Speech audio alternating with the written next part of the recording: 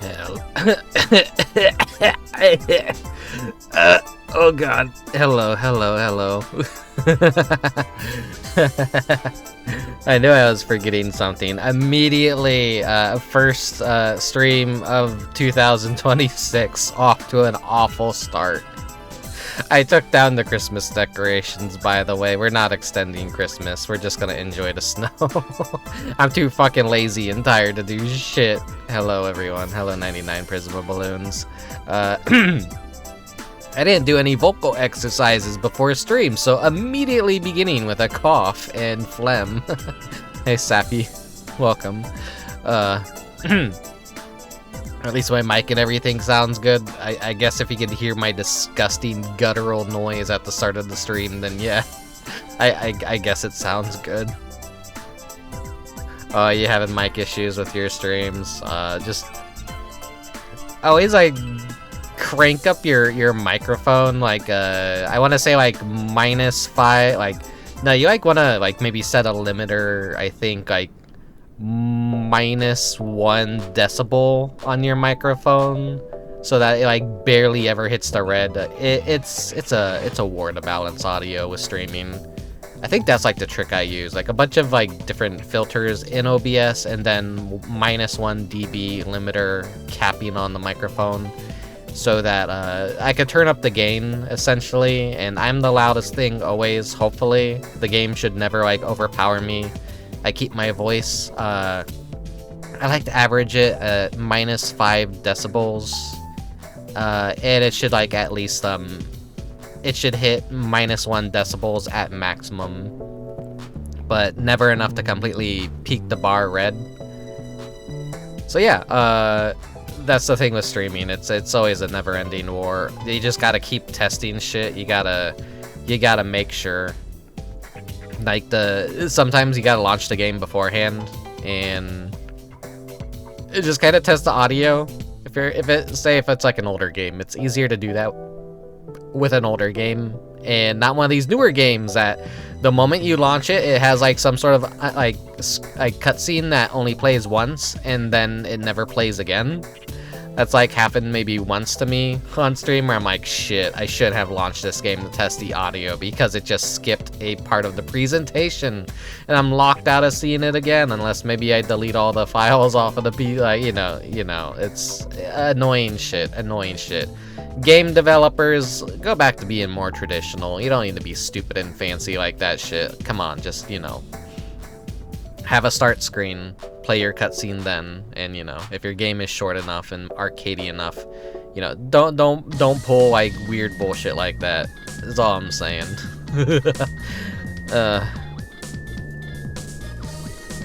The thing is, when I recorded a few videos to hear it, there's graininess. Okay, that's probably, you probably have too much gain then. So let me see. I used noise suppression, noise gate, a 3-band equalizer, and a little bit of gain boost. And you don't want to maximize the gain on your microphone. It's a weird, tough battle. Maybe I'll send you my settings and you can try them out and see how it sounds. And also it could just be down to microphone quality. I use a HyperX gaming microphone and it's an okay microphone. The connector is absolute dog shit, and you know, it's just standing on my desk. I don't have a fancy arm or anything. It's got like the bands to kind of cancel vibrations built into the microphone, so it works fine enough. My old setup, I used to set it on top of a towel on my desk, so that like any shock would be absorbed from the bottom. That's when I was using the Blue Yeti Pro or something, which is like something that they don't really sell anymore, so that makes me wonder if it's actually a good microphone in the first place. It looked like a professional microphone too. It wasn't like one of those fucking snowball Yetis that everyone has. Or do they even still make those? I don't know. Oh yeah, it's a super old Blue Yeti snowball. Yeah, that probably explains it then. That's like the classic everyone used to have, and most people have like moved on to new stuff now. Hopefully it's easy to get a new replacement. I like the HyperX gaming, but it has the worst gain knob in history on any microphone. This thing is so loose that, like, if you slightly breathe on this thing wrong, it will turn, and it will fuck with your gain. So I'm constantly having to look down at it and make sure, like, did this adjust at all, or is it, like, the same area that I usually like to keep it in? Let's head on inside. So yeah, I would prefer that the first stream of the year was not a Final Fantasy XIV stream, but that's just the way things are kind of working out. So it kind of works that way every year because they have the little Heavensturn event, which is like basically the New Year's event. So that's kind of like the tradition, I guess, is every year just do that or whatever. So last year was Year of the Snake, which that's my Chinese zodiac, and unfortunately that was such an awful year. The previous Year of the Snake, what was that, 2012, 2013, was fantastic. It was amazing. It was a great year for me. And 2025 was such a dog shit year for me. There was like only a few good things that happened in 2025, but a very, very miserable year. Very miserable year. The game that I kind of wanted to play soon was Stray Children by Onion Games. However, I've completely spoiled myself on that game. I know everything that happens, and I kind of know some of the solutions now to the boss fights, and I'm not gonna lie, I'm a little bit happy that I didn't stream that game blind, not gonna lie. It's such an evil game. I love Onion Games. I love the devs of Moon and Tulip and Lack of Love and UFO, A Day in the Life, and the Tingle DS games and Chibi Robo, and you know, all those talents that made such like unique, weird games. Yeah, Tulip, of course. Did I say Tulip? Rule of Rose. Yeah, their latest game, Stray Children, which is more or less like on brand kind of with what they do, but it's a little bit more video gamey, but it's still very obtuse as fuck and very, very, very mean to the player. Like it is like such a spiteful game. It seems like a very difficult and punishing game as well. But yeah, I bought it when it came out. That was back in October of last year, which, you know, I'm busy with my Halloween stuff. I kind of like pushed it off, and so I've been tuning in to a friend's stream of it, and they love it, but they also hate it. Like they were having, you know, it's kind of like, it's the pain that hurts good, but also like the pain that hurts bad, if that makes any sense. How obtuse that shit was. Doing it blind, like eventually, there's a lot of people that are like, I never want to use a guide ever for a video game. I want to figure everything out for myself. It's like, do not do that with Stray Children. Just fucking follow a guide. Holy shit. You're gonna be in for a really bad time. Because, points of no return, missable items. If you're gonna try and like 100% that blind the first playthrough, you're not gonna fucking 100% that blind the first playthrough. And I don't think it's the kind of game you're gonna want to play again for like several years after you beat it. And that's all I could pretty much say about it. It does one of the most evil things I think a game could possibly do. But I won't spoil that. I'll let you figure that out, perhaps, if you ever play it. Or, you know, if you watch me play it in the future, I will tell you what happens. That it makes it the most evil fucking game in existence. Or at least one of the most evil games in existence. But no, it's a cool game. It's a cool game. I dig it a lot. I look forward to my own playthrough of it, but anyone excited to see me play that blind, it's not going to be blind. It's probably going to be a very lame presentation of the game, and me not driving myself insane playing it. It's It's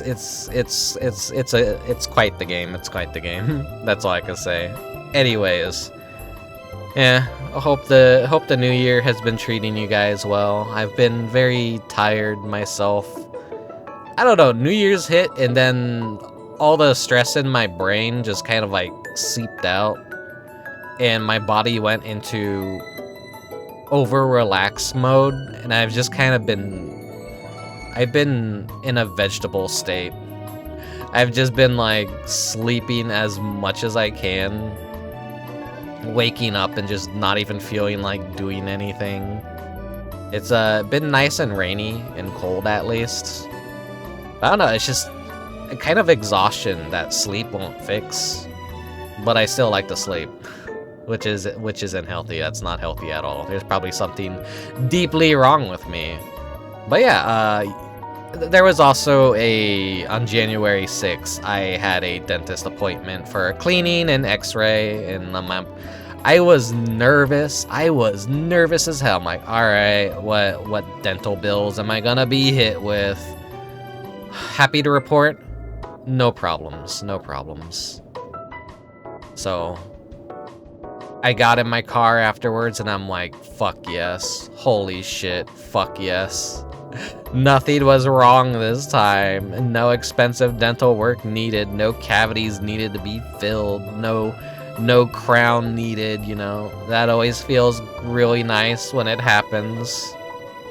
I hate going to the dentist too, like when I have a dentist appointment and it's like very soon. Not gonna lie, that's like also partially the reason of why I didn't really feel like streaming for like 6 days into the new year. I'm just like, oh fuck. I dentist appointment. I'm gonna start the New Year's off shit. I was so afraid that I'd immediately start the new year with the worst news possible, but no, everything went fine. I've been doing a bit better now at taking care of myself. So yeah, thankfully, I'll be happy. My next dentist appointment will be in 6 months from now, which is unfortunately my anniversary month, July. So maybe then I'll get some more life-shattering news that yeah, your teeth are fucked up. You need like 1 billion cavities filled. I don't know. I doubt I'll get 1 billion cavities until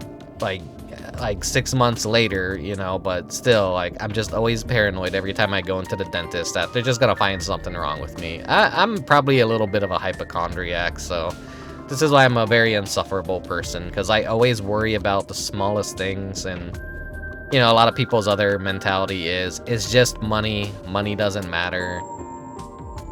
And, you know, when you're paying out of pocket for this shit, money does matter, but I don't know. Health is always the most important thing, I guess, compared to just material goods. Would be nice to, you know, spend money on things that are more like luxury and stuff like that's nice to have, like upgrades or like a second monitor or whatever for like when I'm playing full screen games. But hey, I'm a retro gamer.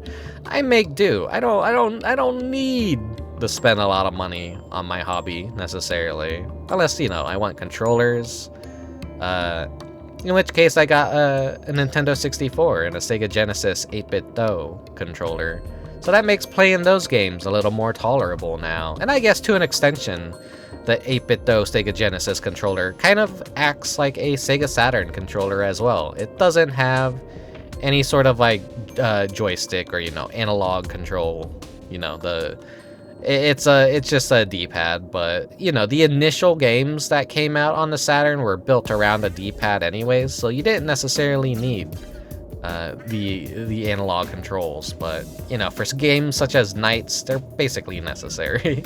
You can't just play Knights with a D-pad, you know? But yeah, I don't think anyone has made a decent Sega Saturn controller yet to kind of like replicate that system. But I'm happy to have the C-pad on the Nintendo 64 controller, so that makes playing Nintendo 64 games more tolerable. I definitely do need to play more Nintendo 64 games on stream, but you know, mapping 2 of those additional buttons to the shoulder pads just never feels good at all. and always threw off every game I played. And yeah, I just need to like get those set up and map the controls. So that's just like what, plug it in, update the controller firmware, make sure it's all running just right, and yeah. I don't know, I'm just rambling. That's just basically all that's been going on in my life so far. Thinking about what I want to do. I'm like, you know what, this last year's Christmas just didn't really feel right, so I'm not extending Christmas into this year. I just wanted to kind of just immediately jump into any other plans I could think of during January. Hello, Mono. I wish there was a way to make my redeems show up on screen, but I'm not talking to myself, I swear, I'm not schizophrenic. Ooh.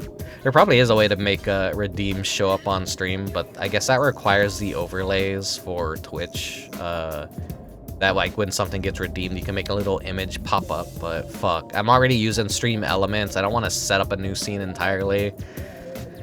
I've been thinking about fixing the chat box or buying like a new chat box or something, because I don't know, the current one that I'm using is so very basic and so very, very unpretty. It's not very easy on the eyes, I feel, but that's just me at the when I first started being all dumb, like, oh, I have to have cyan, magenta, and yellow and black as because my theme and everything, CMYK Inc.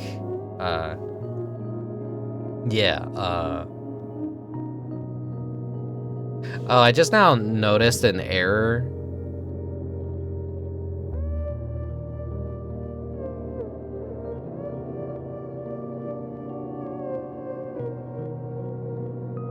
It's not raining outside, it's snowing, so... Whoops. Why isn't it showing up? There we go, there we go. Sorry, immersion ruin. I just now noticed that I had the raining windows on instead of the snowing windows. Whoopsies, whoopsies. No one would have noticed anything had I not said anything. But this is why like always switching my overlays for the seasonal stuff is such a pain in the ass. But I have it set up in a way that's like very easy to like change out things. I mean, like watch this real quick. Watch this. I could just deactivate this. Oh my god, it's Christmas. One click of a button. Oh, we're back to the normal house. You want Halloween though? There. Oh, I never took the turkeys down from Halloween. It was like it was a Halloween Thanksgiving this year, so the turkeys are still there apparently. Whoops, I forgot to remove them. But yeah, that's just like how I have things kind of set up. I like to fuck around with layering a lot and kind of like figure out optimal ways to just make things easier for myself.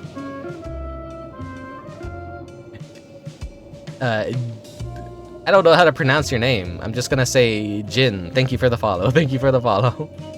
Yeah, it's just gonna be a Final Fantasy XIV stream today, so, you know, it's an event stream, so a whole lot of nothing. And then we're gonna have a Hildibrand quest afterwards, the 7.3 Hildibrand quest, because apparently I never got around to doing that, so that'll have a bunch of goofy cutscenes and goofy faces, and just the most comical of Final Fantasy XIV quest, side quest, essentially.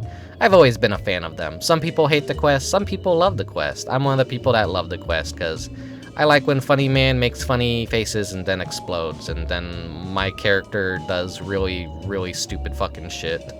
Like hands him an exploding egg, or kicks a rocket back at a giant robot. You know, it's comical.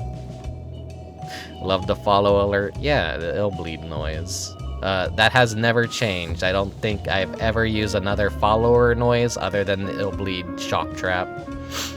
Anyways, let's hop on into Final Fantasy XIV. I've chatted your ears off enough, or maybe not enough, but it don't matter. It don't matter.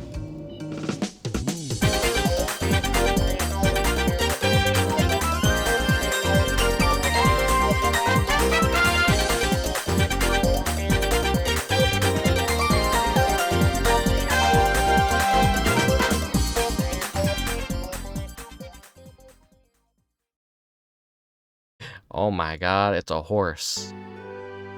Look at him. He's so beautiful. Look at that beautiful horse. He's got a crow on his head, too. I love how birds just kind of like perch on your head in this game.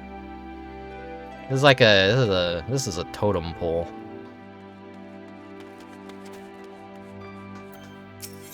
There shouldn't be anything that destroys the bit rate, so you should get a pretty clear picture of everything going on with this stream, at least. The Uma Bugyo would entreat your aid for the Heavensturn festivities. In honor and glory do we first lay eyes upon one another. I am the Uma Bugyo, and the head of a delegation from the far eastern nation of Hingashi. We are come on a mission to tend the fire of friendship with your Eorzea. This we seek to do, sharing the joys of our Heavensturn customs, which differs from those observed on these shores. While the people of Eorzea choose a deity to be the first among the 12, we in the Far East grant the honor to one of the 12 noble beasts. Is my everything looks like it's working just fine. I'm just like being paranoid. I never want to start one of these streams and forget to turn my microphone on. I'm like, oh fuck, I've been mute this entire time. And this year the honor belongs to the horse, the most dignified and dependable of the steeds.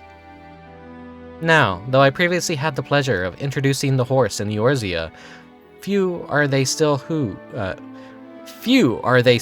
have true appreciation for the creature. This time, therefore, it is my hope to better convey its appeal, its gallantry, and majesty, to which end we are planning to have them march in a procession. Presently, a member of our delegation is out spreading word of the event to the people of Limsa Lominsa. He wears a unique kabuto like mine and has a delightful mascot with him besides. Alas, said mascot is as anxious as it is adorable, and we have some difficulty handling it. Huh, as an adventurer, I dare say you have a wealth of experience interacting with creatures great and small. If you are willing, might we prevail upon your aid? In humility and gratitude do I receive your assent. Without further ado, my assistant, the Uma Yoriki, set off in the direction of the drowning wench. Pray seek him out and offer him your able assistance.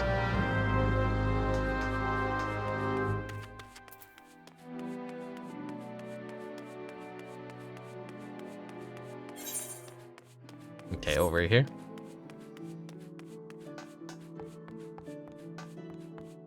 Beautiful horse with autism.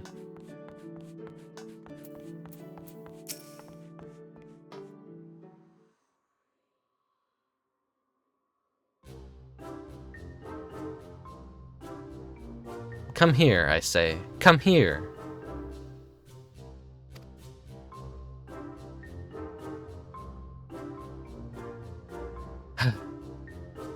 How am I to promote the procession when it refuses my every command? Ah, forgive me. I did not notice you there. There's gonna be no Wooklamat, Bacata Cat. Hello, hello. The Uma Bugyo sent you, you say. I still feel like is the G silent in Buyo? Is it like Buyo or Bugyo? Bugyo? I don't know. There's plenty, yeah, it's a horse-themed event, so I know you're a fan of Uma Musume. I'm dressed for the occasion and everything. The little one here is a unicolt, the young of a unicorn, rare even in Eorzea.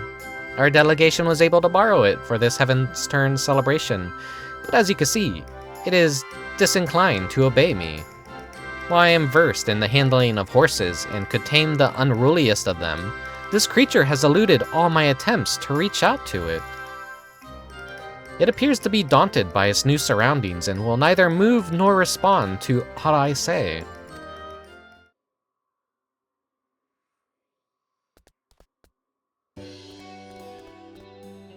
Beautiful horse with autism. Nay, nay. What's this? The Unicult approaches you of its own accord? When I collected it from Ishgard, I was told that unicorns favor those who are pure of heart. I got some bad news. I think this unicorn is defective. I had thought it a myth, but the creatures may truly have the ability to sense our intent. In my eagerness to use it for our festivities, I may have driven it away while you drew it to yourself with your innocence.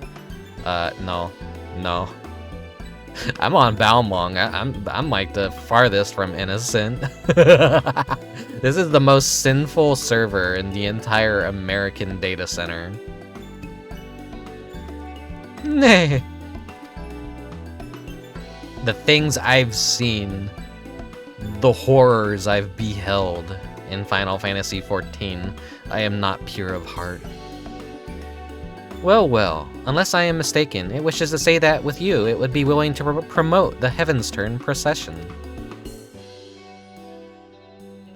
Loath, though I am to impose, might I ask you to take the Unicult with you and spread the word of the event? The procession will set forth from the Zephyr Gate in Middle Lanosia and strike southward. To begin with, you might try approaching the folk nearby. When you have finished, pray report to the Umabuyo, and I leave the Unicult in your capable hands. No. Or maybe it's just like because I'm dressed like an autistic horse that it's fine with me. Nay. The Uma no Unicult is eager to set forth with you. Take it around the area and inform the locals of the Heavensturn procession. Okay, so this is like one of those. Nay. Good talk.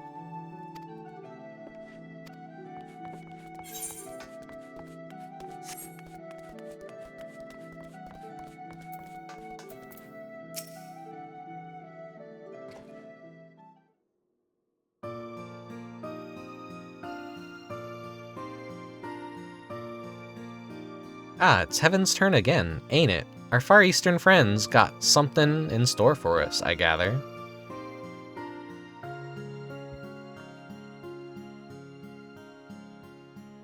Well now, what a curious little creature. What exactly is it? Well, you see, it's a horse that has a horn.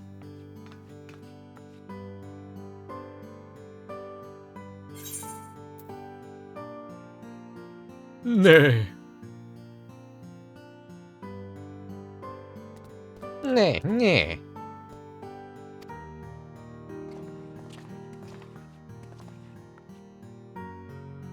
So it's the Heavensturn's mascot, and I see now that it's a unicorn, which makes this year of the horse. Nay.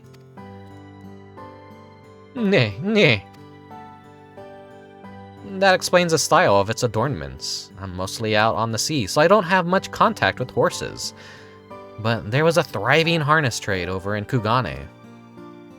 Chocobos in Eorzea, the horses in the Far East. It's interesting, isn't it? How two different creatures in faraway lands came to be embraced in the same way. I prefer having like giant birds we could ride over horses any day, to be honest.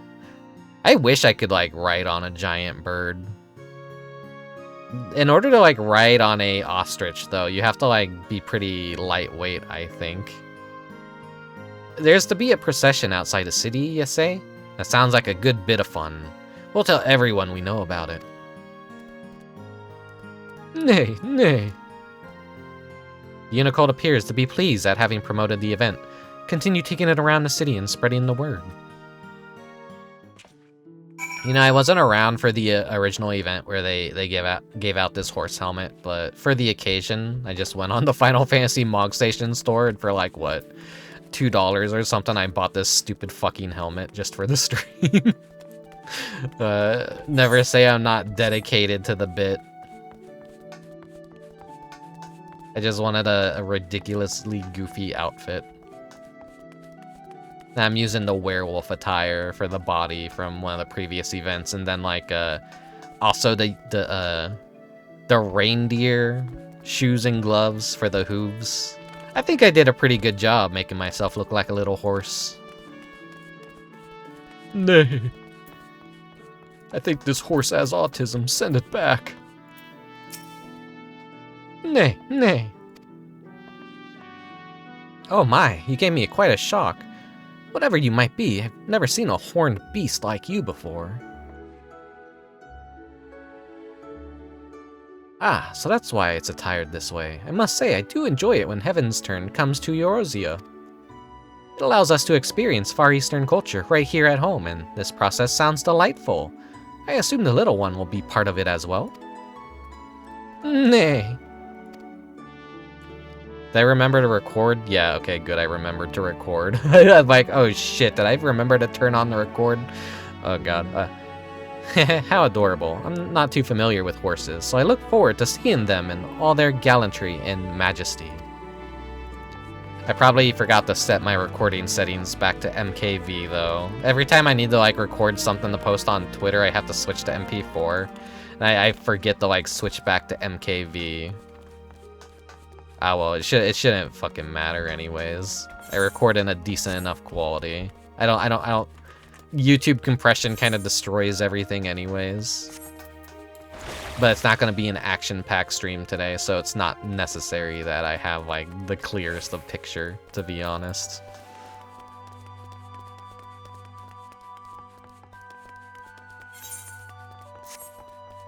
Thank you for the redeem. Let me drink some Mr. Pibb.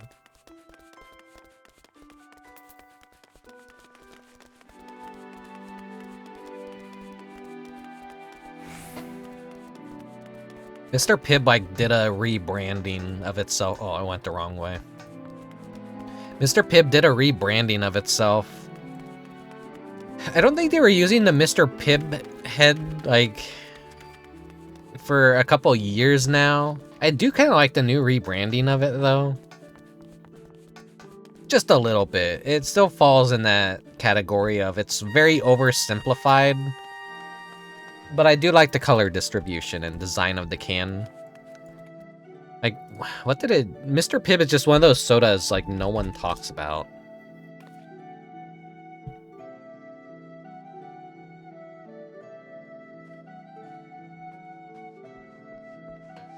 Yeah, they haven't used the head in quite some time. Mr. Pibb mascot.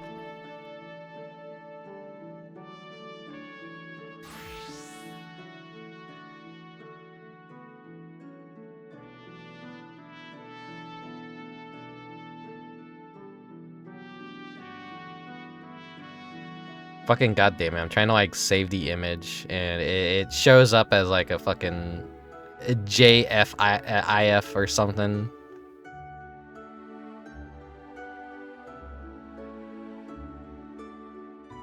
Fucking, why is Google Images such dog shit now? There's a Mr. Pibb game, and they used a little mascot for it. I forget that, like, was even a thing that existed, but yeah, it's a thing that existed. I just, like, want a clear shot of the fucking Mr. Pibb mascot, but I don't think we're gonna get it.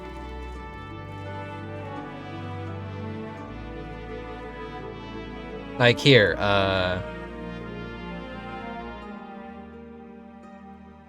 it was, like, this little scrungly head, and they had, like, really cool text design on the can. Mixed with, like, the red dot, like, dot pattern with, like, the little bits of white space between it. Like, it was a really cool can. In recent years, fucking, what they do, like, Pibb Extra is what it was, and it was, like, more of like an ocean. More of, like, yeah, it's, like, ocean-like design, and just, like, very bold text with, like, a little scratchy extra. And Now, like, the modern redesign, it's okay. It's okay. I kind of like it, though, because it's, like, nice and bold. And I do like how the can is striped. This is, like, what it looks like now. I kind of like it. I kind of like it. I hate the oversimplification of everything commercial in recent years, but I don't know. I think they could have definitely gone worse. It looks better in person because, like, it's like the shininess of the can lends itself. Like, it looks really nice in a glossy way that a flat picture like this doesn't know justice when you look at it. It's still got a little bit of personality, but, you know, the enshittification of everything comes for us all eventually. We pibbin' in here? Yeah, we're talking about the... What's the... It's like a cherry soda. I want to say it's basically like Dr. Pepper, but with cherry flavoring. It's like a cherry cola. Where's this? Okay, there you are. Eh? That a unicorn young I spy? And it's the mascot for this year's Heavensturn, you say? I see, I see. Might be as ye're aware, but the grain company's been employing horses on a trial basis, something as came about years ago thanks to the Heavensturn celebration. Being hard to come by in Eorzea, they're not like to replace chocobos, but by all accounts, they're comfortable creatures to ride. Seeing the little one here reminded me of that. And if the Maelstrom's also taking part in the procession as I expect, I'll make it a point of ducking out to watch it. Nope, that's part 1 done.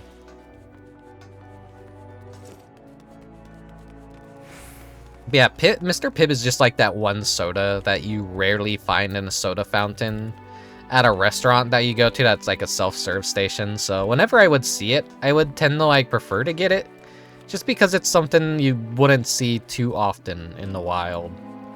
Because, you know, Coca-Cola and Pepsi pretty much own every single soda fountain out there. I can't remember if Mr. Pibb, who owns Mr. Pibb? I think they might be standalone. Who owns Mr. Pibb? Oh, the Coca-Cola company owns Mr. Pibb. That explains it. But it's probably like one of their less popular drinks, so that's why it barely gets like any push or promotion or whatever. I don't know, I feel like I just never see it anywhere. Maybe it's like more popular in Central America or East Coast, like one of those situations where it's just based on location that you either see it a lot or you don't see it at all. Ah, you are returned. I am given to understand that you have been promoting the procession together with the Unicorn. And a most excellent job you have done of it. If the excitement among the townspeople is any indication, allow me to express my heartfelt thanks for your assistance.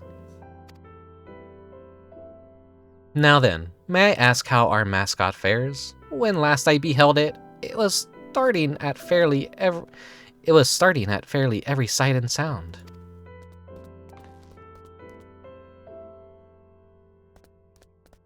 Nay. Well now, look how outgoing and cheerful you have become. Had I not known better, I would not think you the same creature. Lest you wonder, there's a reason why we went through inconsiderable effort to have a unicorn be our mascot for this year's celebration. It all began during my previous visit to Eorzea. In our impassioned desire to introduce the horse to your land, we had incurred the ire of a fraternity representing chocobo interests, with whose leader I engaged in a heated argument.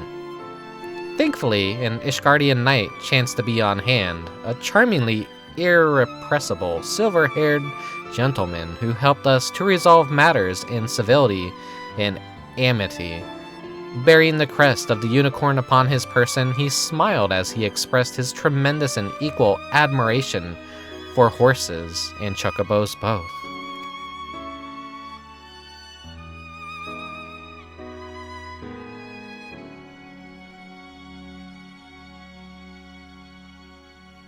Bro. Ooh. In recalling that episode, I was reminded of the greatness of bonds that transcended nations.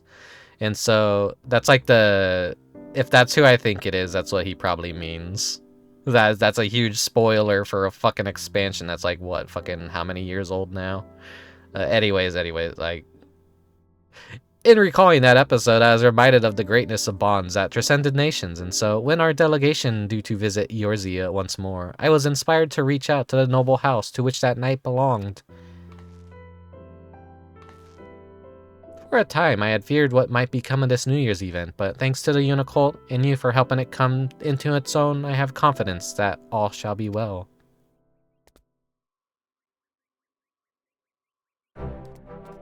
Nay. Yes, all shall be well indeed. Much like the Ashgardian Knight, I believe you possess an innate ability to bring disparate hearts and souls together. That being the case, with you having promoted the procession, full sure am I that we shall have a great crowd in attendance. Now then, the hour of the event is upon us. We shall begin as soon as the preparations are complete.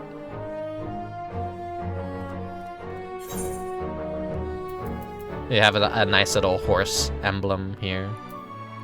Always changes every year. Are we joining a furry horse cult? No, we're just ushering the new year with the Zodiac Animal of the Year. The Umabuyo is eager to get the Heavensturn process underway. Even as we speak, my faithful assistants shall be seen to the final preparations at the procession's departure point. Being immediately outside the Zephyr Gate, the people should not have trouble finding it. I dare say even you could make your own way there, little one, now that you have been around the city. Nay, nay. Hehe, it does me well to see the Unicult in such good spirits.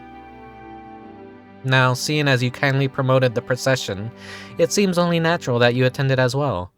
Will you not do us the honor? I guess I have to.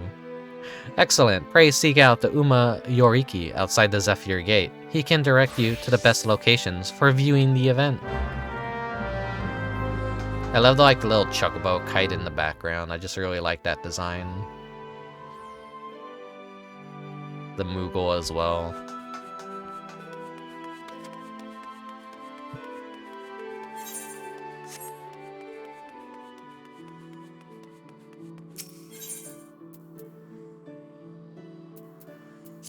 Zephyr Gate.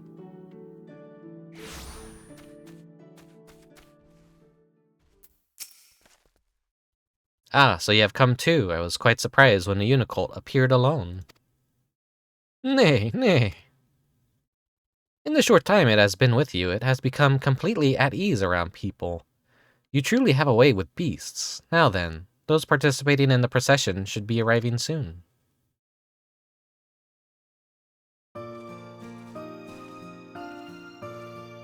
Horses? Whoa. Ah, these horses, might they be? Yep, the PvP mounts for each Grand Company that you have to win 100 front lines when being a part of the Grand Company to get, in which case I've only gotten one of these horses so far. Because I hate front lines and it's always very difficult to win enough front lines. Indeed, they are the first to be brought in from the Far East after your delegation's visit years ago. Being of a breed suited to our climes, they've fared very well. We employed them in patrols and various other duties, and they've proven themselves to be most dependable. As their riders and carers both, it gives us great pride to present them before the people on the occasion of this Heavensturn. But to have our 3 steeds lined up side by side, I've no doubt that mine is the finest among them. I beg to differ. Mine has the brightest eyes and the shiniest coat and noblest bearing. Any and all can see that it is the finest.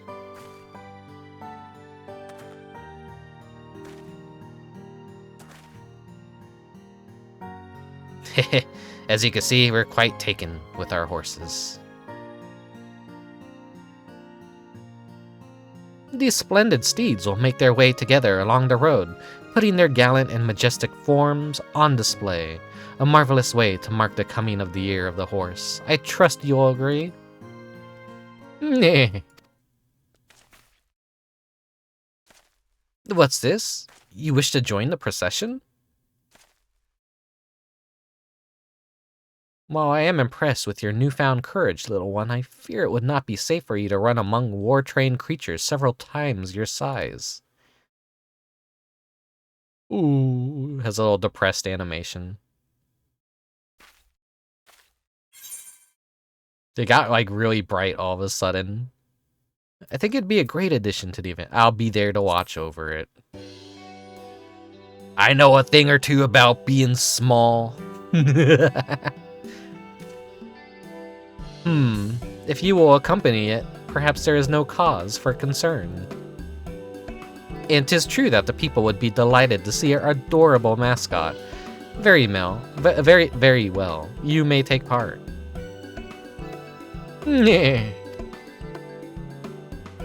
Let us proceed in this manner. While the Grand Company horses travel along the road, the Unicolt shall run freely through the fields with you at its side. That would help the procession end on a charming accent, I believe. Without further ado then, the good officers and I shall set forth. We shall see you and the Unicolt at the procession's end.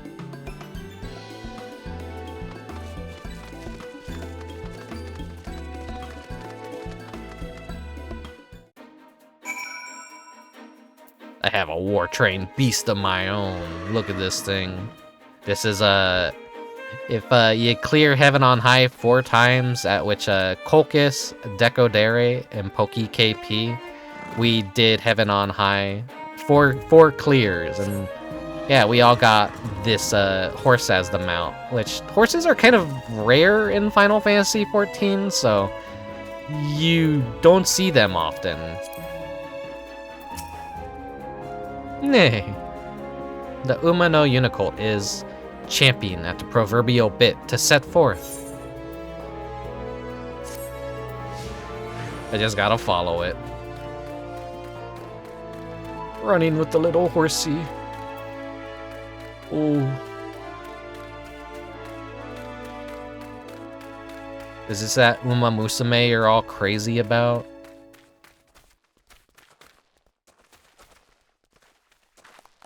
Nay. The Uma no Unicolt is savoring the joy of running freely while being cheered on by people. Nay.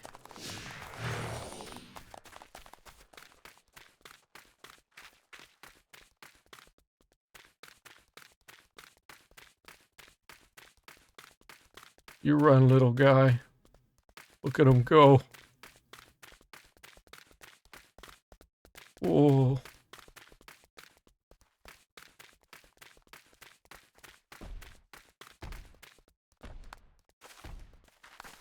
Nay, nay. The Uma no Unicolt appears tremendously satisfied. Nay. The Uma no Unicolt is eager to continue on to your destination. We're in the final stretch, buddy. There's the horses up ahead.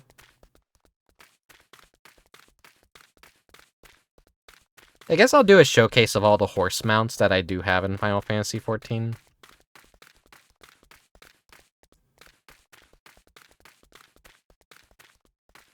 No, I'm missing 2 of these 3 fellas that will be in this cutscene.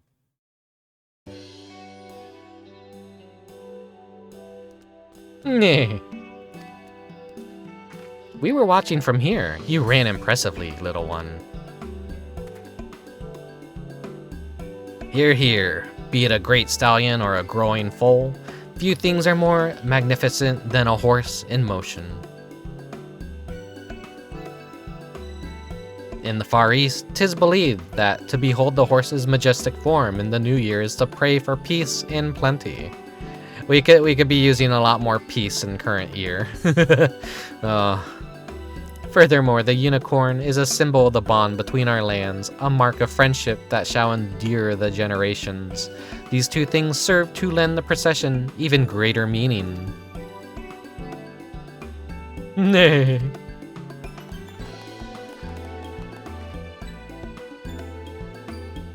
In Ishgard, the unicorn is held to be a sacred beast that assists in religious rites. 'Tis rather fitting that it should assist in the Heavensturn as well. Is that so? That is most fascinating, for the unicorn is also considered a sacred beast in the Far East, possessed of divine powers.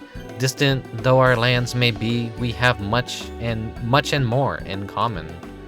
To have the little one be part of the celebration is auspicious indeed.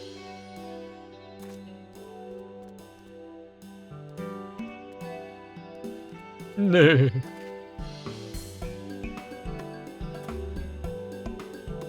Nay. Haha, truly a horse in motion is a magnificent sight.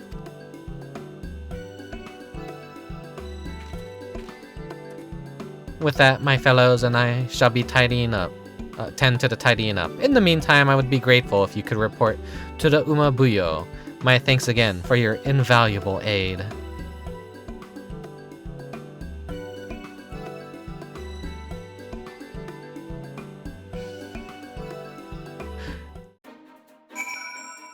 I feel like this glamour wouldn't work if I were any other race but Lalafell.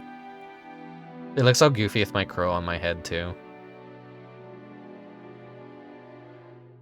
I like how they actually adjust the crow too to consider the horse, so it doesn't do a whole lot of crazy clipping.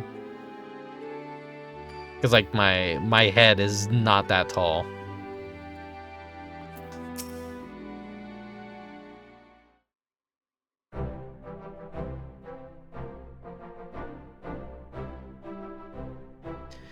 In gladness and glee do I welcome your return. By the Unicolt's buoyant bearing alone, I could tell that the procession was a rousing success.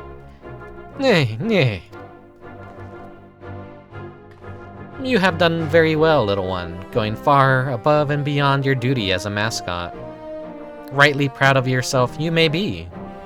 Now, in the course of being at your side, our once wary Unicolt has forged a bond of trust with you. Is that not so? Wow, he's gonna be one of my minions now. Then in hope and faith do I ask that you'll take it with you on your journeys. In your care, I believe that it can reach its full stride, and our Ishgardian friends would doubtless agree.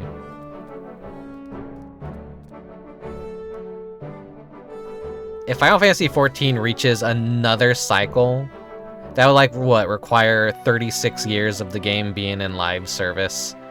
I would hope in the third round of the Chinese Zodiac, they would give us mounts based off of each and every creature. Because it was, the first round was all these helmets of each creature or animal, and then now they're doing minions. We had a Chocobo dressed as a dragon, we had the little snake last year, now we have the horse. I think I'm remembering everything right. Did they do sheep again already? I don't remember. But there is a sheep minion already, but I assume they will give it a little decoration to set it apart from the other one. Because this is already based off of a minion that already exists, but it has a little bit of extra flair to it. So a little bit of a lazy reward to reskin, but you know, it's still cute nonetheless.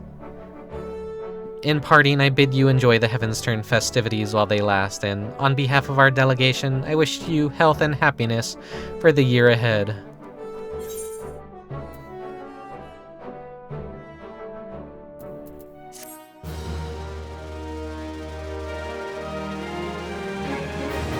Should you wish to draw Omikuji, the Omikujishi has returned to offer his services for the remainder of the celebration. Seek him out for a Heavensturn fortune. Furthermore, 12 extra fortunes have been divined this year. Keep a watchful eye on the prosperity section of your Omikuji and discover what new journeys might lie in wait for you. Alright, let's see. But first, let's summon the little guy. He'll hang out with me for the rest of the stream. Let's see. On the occasion of the Heavensturn celebration, House Fortemps helped to secure the loan of this unicorn young to serve as the mascot for the visiting Far Eastern delegation. Though initially nervous to be away from home, the creature was able to find its stride at your side where it appears content to remain. Hidden text is, "The unicorn must have sensed kinship in you." A quote from Brya.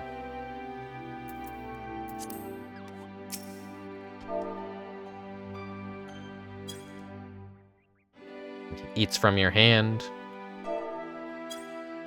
You pet him, he does a little twirly.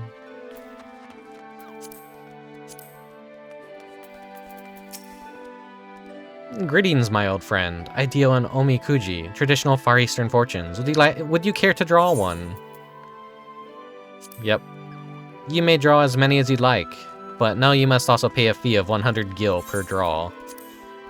Very good. I shall be happy to oblige. I think this was introduced the very first Heavensturn event I streamed. And it's been consistent every year now. They've always brought this back.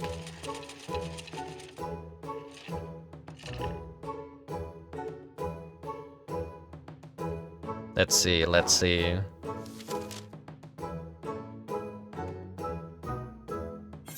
Oh no, grave misfortune.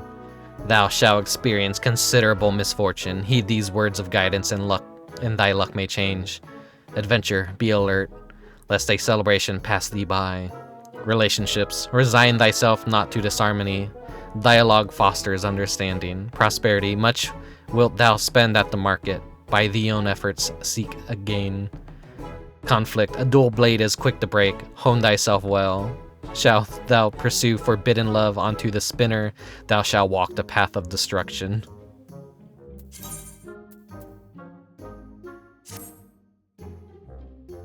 How did you fare? Whether it was the desired result or otherwise, I pray the words imparted by the fortune be served to guide you in the coming days. No, we gotta redraw. We gotta redraw. What did they do? Like, I forget, like, you tie the one to the thing you want to keep, but you gotta burn your old one or something, I think. Give me another. I need all the fucking luck I could get this year. Do not fuck me over. Watch it be grave misfortune again. I'm gonna fucking shit. I'm dressed like a horse and everything. I've been a good boy. Give me something good.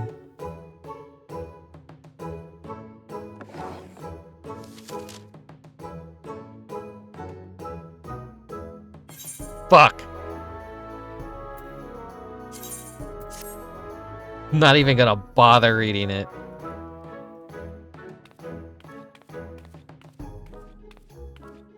Gotta like go through so many Omikujis.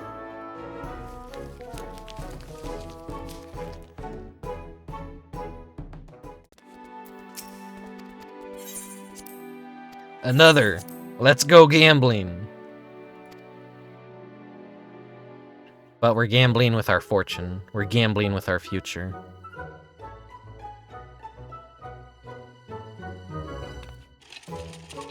I wonder how rigged these are in real life.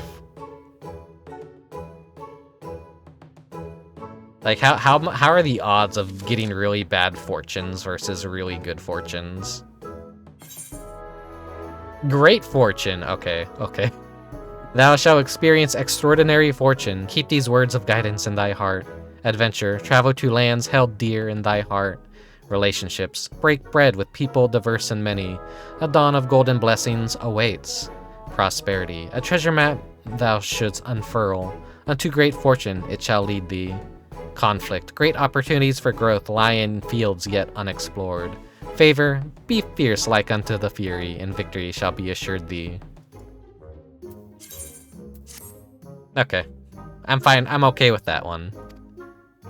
This is the one we're keeping. This is the one we're keeping.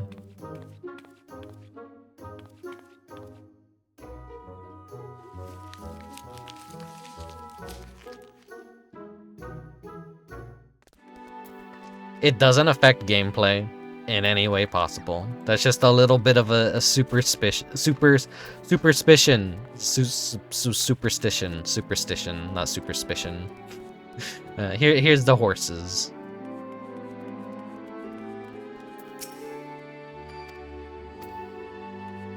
There's a little vendor around here. Yeah, right here.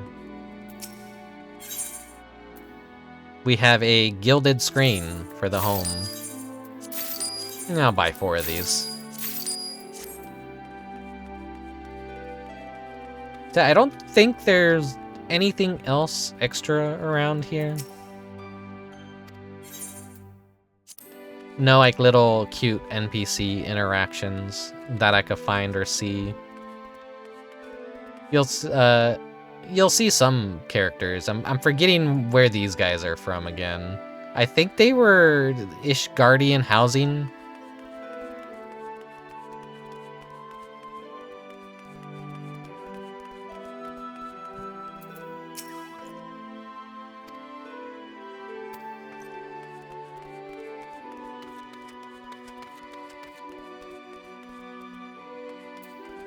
But yeah, that's pretty much it for this little seasonal event. Let me go to... We will go to the Dawn Throne. My favorite zone to usually like go to when I need to get a screenshot of a mount. And it's appropriate because horses play a big part in this zone. We got like bad weather too. Like all the weather has been really bad in every zone I've been in pretty much in this stream. Okay, horses. Here we have Nightmare, which the original extreme mounts, which were Titan, Garuda, and Ifrit. Every extreme trial in Final Fantasy XIV has a mount associated with it. The Realm Reborn base game, which is basically the very first part of the MMO before they started adding expansions, is a lot of the classic icons and summons used for the trials. And Ifrit, Garuda, and Titan had a very small, like I think 1% chance to drop the Nightmare, in addition to a regular horse that they had, which we have Ithon, which this is Ifrit's horse. We have Xanthos, which is Garuda's horse. We have Galfoxy, which is Titan's horse. And they always like have a little elemental effect around their hooves. And they could fly because they're magical horses. We have Enbar, which was Leviathan's horse. These are all very extremely easy to get now. Like, if you're a player at the max cap, it's like... It's not even a... It's not difficult at all to get these. If I ever have Final Fantasy XIV friends that are new to the game, I could get them all these mounts easy, soloable, essentially. This is Ramuh's horse. Markab. And Boreas of Shiva. The ice-themed horse. And then we have Inciditus. This is the odd one out, because this is like from a little mini game called The Wanderer's Tales or something, I believe, where it's just kind of like a little do an activity, you'll get a stamp, and if you match like 2 lines or whatever, you'll get like a silver certificate. If you match 3 lines, you could get a golden certificate. I think if you get a golden certificate, you could exchange it and get this horse. So this is like the odd one out here. It's got like the usual horse effect, but it's got this nice green color. They've been adding these for each and every expansions. Each have their different little extreme mounts that you could get. But once you collect all the extreme trial mounts, there's usually a ultimate mount that you unlock, in which case in A Realm Reborn, it's the Kirin here. So this is like the penultimate unlock, which is just, this guy, the Kirin. And every expansion, like, Heaven's Ward had hawks. Stormblood had Kamuis, which are wolves. Shadowbringers had Gweebers, which are little dragons. Endwalker had the Lynxes, which I have a full set of these now. I got each and every Lynx, so I'm all caught up with essentially, I'm all caught up. Besides doing anything in Dawn Trail, I have not gotten a single Dawn Trail Extreme Trail mount because I just don't really care to smash my head against a wall, really. Okay, back to horses, We have Goten, which, fuck, what's this collaboration called again? It's like some Super Sentai show that's like PvP focused, and you can unlock like all their horses as mounts if you get enough of their gear and win enough of their PvP matches with their titles and everything on. So that's that was Jinja, this is Raigo, and the first one was Goten.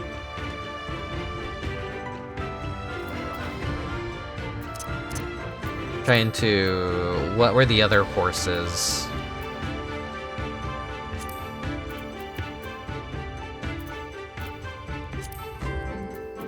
Where are the other horses?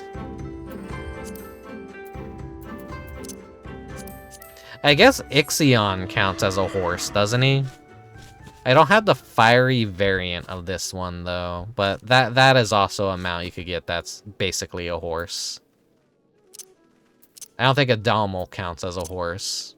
That don't count as a horse. These are antelopes. That's a bull. That's a reindeer. There's a whole lot of creatures. Of course, there's this guy, who you get from Heaven on High, clearing it 4 times, getting all the accessories, and talking to an NPC. Every deep dungeon, mostly every deep dungeon, has had some sort of reward that if you have all the accessories, you get a special mount. Except for Palace of the Dead. Palace of the Dead had a black Pegasus that you could get on the higher floor golden treasure bags, which are kind of a bitch to come by. But this is like kind of the penultimate mount reward of that dungeon, the black Pegasus. And I forget where you even get the normal Pegasus from. It's been a hot minute. I don't remember where you get this guy from at all. I'd hate to give the wrong source, but I don't remember where I got it from. Oh wait, I think it used to be Diadem exclusive before they reworked the Diadem. And then they just like brought it back and gave it to people for Ishgard Restoration, I think, maybe, if I'm not mistaken. Here's the PvP mount. Oh, fuck, I can't even bring it out. That's stupid. That's stupid, because I changed my grand company, I can't write it anymore. Come on. That's something they gotta unlock in the future. That's stupid having mounts that are locked to... Okay. Well, I have that. I'm working on the other 2 still. Here we have the unicorn. This is actually a really easy mount to get because all it does... All that is required to get it is, I think, level a healer to like 30. I think white mage to 30. And they'll be like, hey, here's a free unicorn, because we needed more healers in our game, so we wanted to incentivize more people to play white mage. I don't think this thing counts as a horse, but it's kind of horse-like.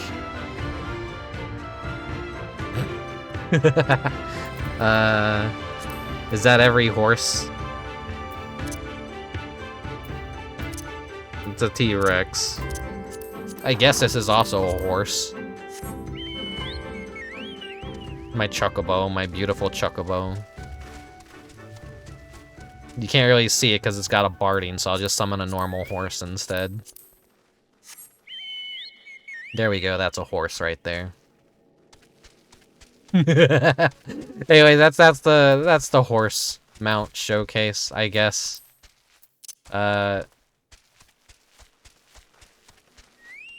This is the horse in Monster Hunter Wilds.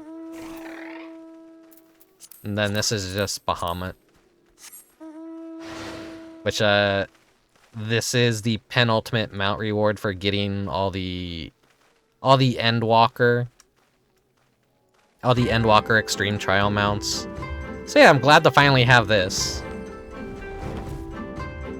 This is a pretty neat mount.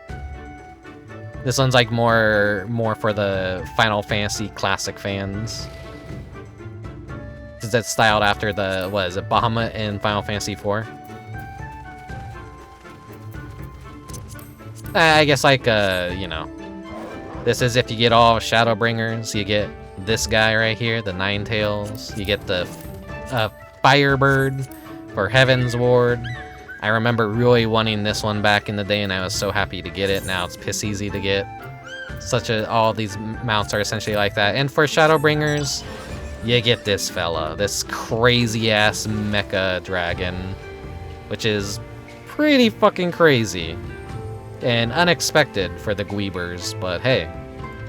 Next patch, we'll be seeing what we get for Dawn Trail for getting each and every set of wings, because for Dawn Trail, the extreme trial mounts are basically just themed wings that kind of resemble the boss that they came from, which are cool. I like them.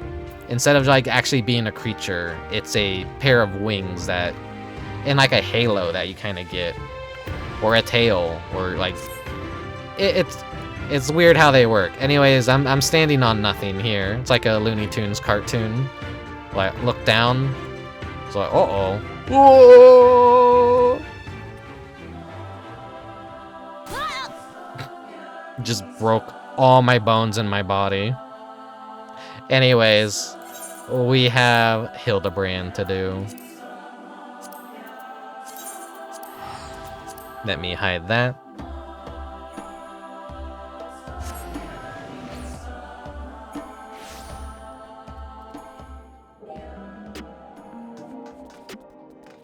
That's enough of me waving my dick around, being like, hey, look at all the cool mounts I have in this game because I got autism.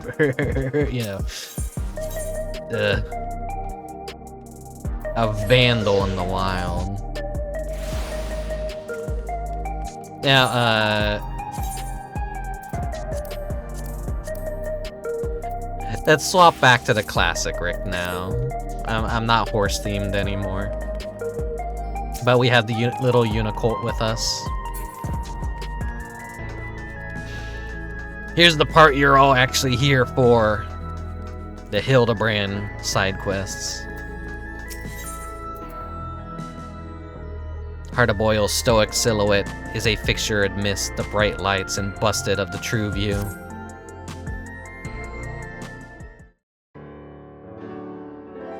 If it isn't Rickubus, been keeping yourself sharp, I trust? I've been sharper.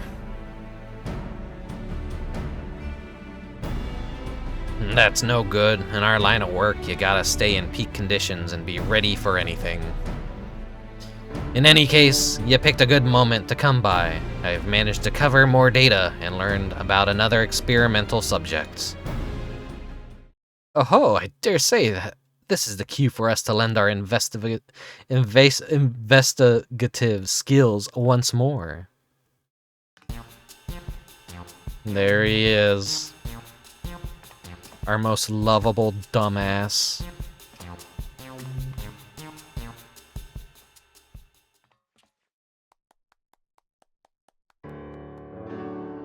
It seems this criminal had his soul put into the body of a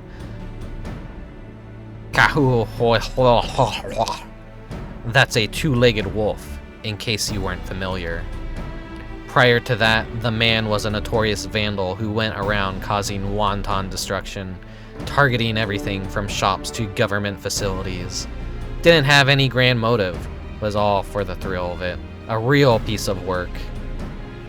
Like the sticky-fingered Cyclops, odds are he's up to his old antics in his new body and is a pawn of the mysterious researcher. Such a fiend wreaking havoc in a densely populated area would swiftly attract attention. If our wolfman were to make mischief, I expect it would be somewhere outside this city. Heh. Not half bad reasoning for a soft-boiled dope. As you say, the fiend's likely to strike places outside of Solution 9. We don't have any leads beyond that, though. So I have a mind to pay one of my trusted sources a visit. Maimon's his name, and his business is knowing every bugger else's. Come on, he ought to be at his usual spot nearby.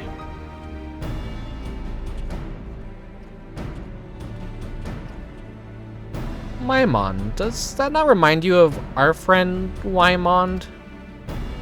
It does. Do you suppose we'll get to meet a Yormon too?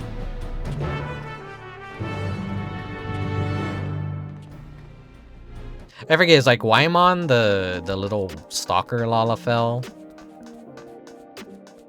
that has like a little crush, well, a creepy crush on Hildibrand's assistant?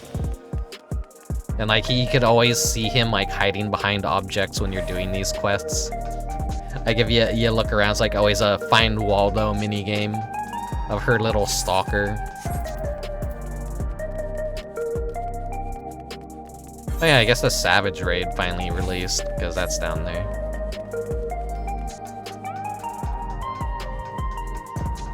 It actually probably came out yesterday. Was it like January 6th is when they were going to release this final Savage tier? Oh no, completely different NPC, but I figured that I think this is the guy that stands in Ul'dah. But his, what is this, the 9th or whatever that this place came from? Ain't often I'd see you with company, detective. What can I do for you today?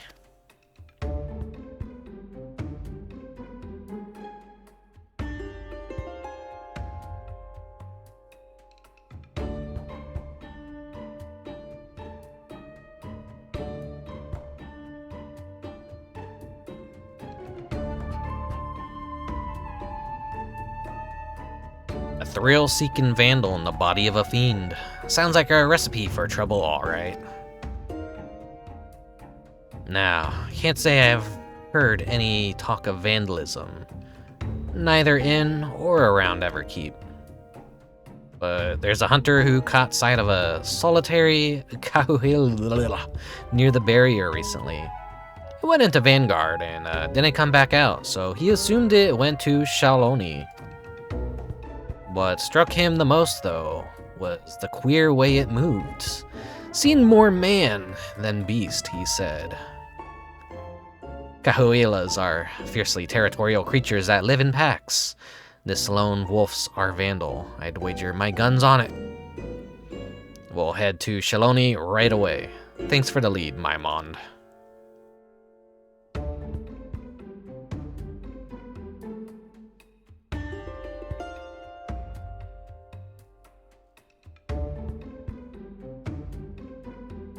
Tis truly uncanny indeed, the resemblance you bear to my friend. His name is Waimond, and information is his stock in trade as well. Not only do we have similar faces and names, but we're in the same business besides? Well, bugger me with a lightning rod. You know, you look rather like the detective yourself. Only you're either younger or have a better skincare regimen. You brothers or something? Ridiculous! Detective Hardaboiled and I are not the least bit alike. Damn right! Don't compare me to this preening ninny!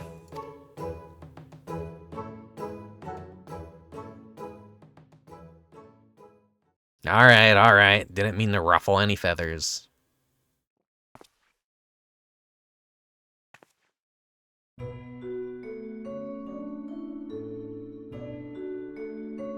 But lass, something about you reminds me of the detective's assistant. Takes me back, it does. Nah, this is probably like, yeah, his old assistant probably died. Cause I was like always wondering like, why didn't he have one? We should get going. Let's gather in front of Vanguard before heading to Shaloni.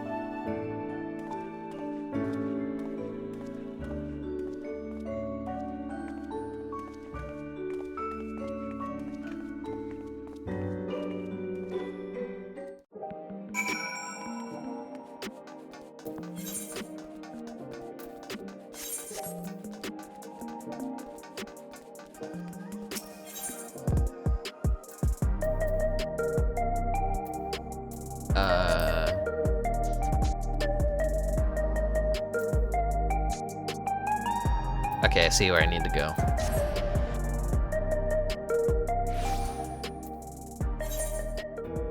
Didn't mean to do it that way, but it's only a 100 gil teleport, which is nothing to me.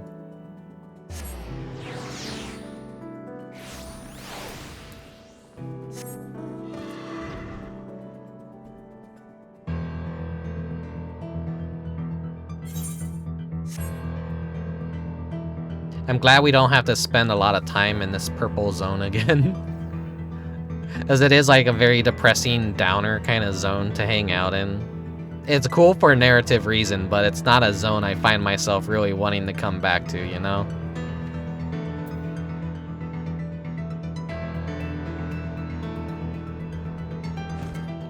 Oh, there he is. This is the little stalker guy that's always following around. Wait, is this like a different one? I think this is the 9th version of him. I don't think this is ours. It's been a while since I've seen him though, so I'm not sure. Unless like there's 2 of them hiding around here somewhere. This will be my first time beyond the barrier. Wonder if I can't find a quiet bar that doesn't water down its drinks.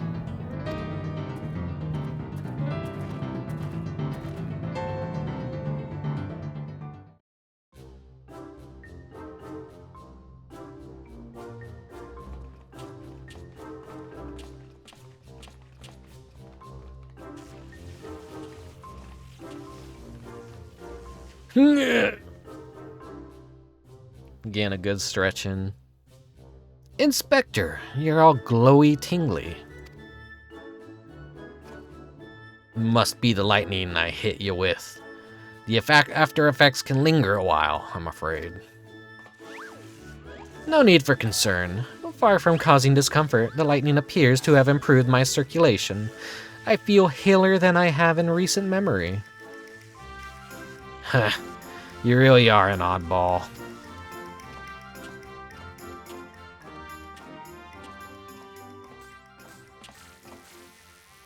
Oh! The little Sid Beetles from Final Fantasy IX.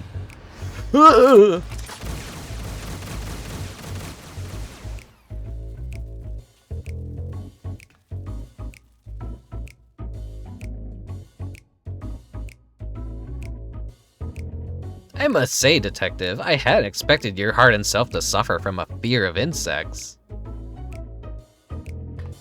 Ah, and such adorable ones, too. They're not just any insect, they're Oglops, bringers of death and disease. I wonder if we're gonna get one as a minion by the end of the expansion.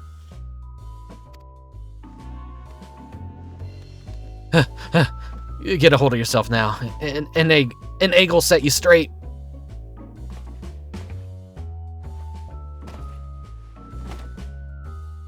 You fool, you didn't bring any, not a single one. Damn it all. Oh dear, never have I seen such a severe case of egg withdrawal.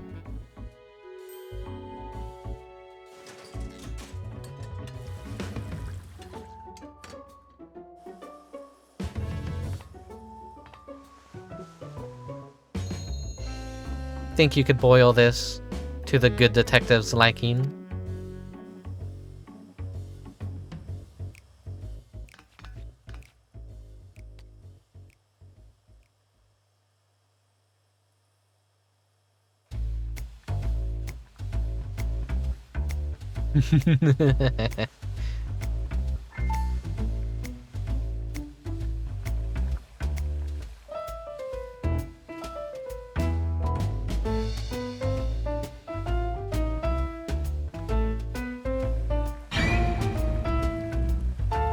Oh.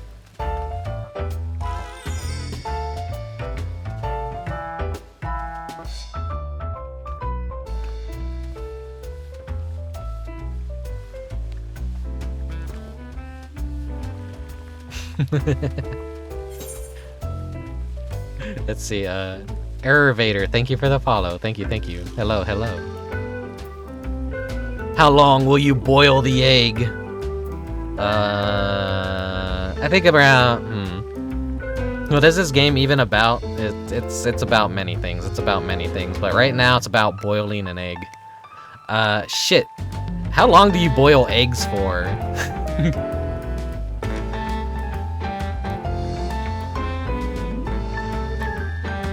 Rick, you should know this. Okay, I was expecting like around like 12 minutes. Yeah. I used to boil eggs all the time as a kid. I don't know. Yes, funky! I don't eat eggs too much. Oh, thank you for the subscription with Prime, Errorvader. Thank you. 12 minutes.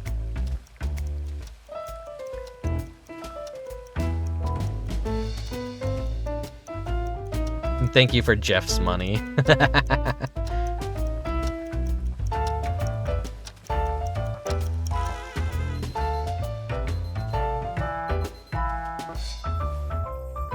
Pristine, beautiful. An egg in these trying times. This isn't another trick, is it? Bah, I'll chance it.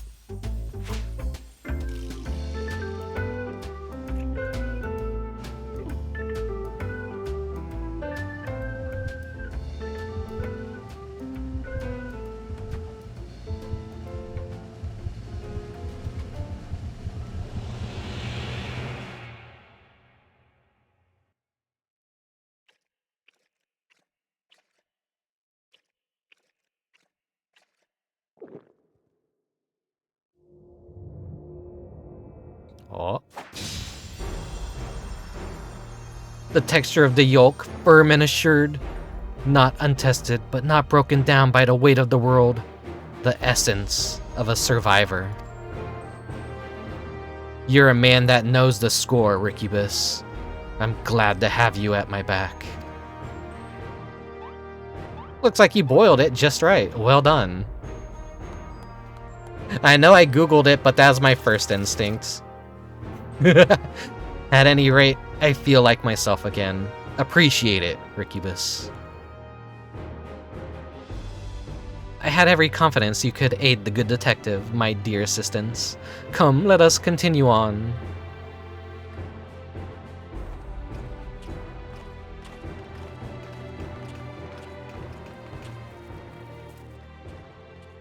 Yeah, Hard-Boiled is the Hildibrand of the 9th, so the different universe that kind of transitioned into our universe, or our shard, or however it fucking works. Alternate timeline, alternate world, but everyone kind of like has their clones and copies. But like I don't know, like a paradox, but like not a paradox or something with how Final Fantasy works. So this is the outside world. It's gonna take some getting used to be under a sky without limits.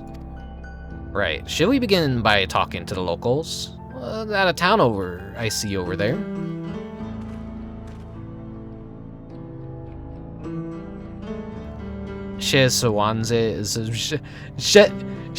One's fucking next expansion you make, Square Enix, please fucking have pronounceable things in it. Please.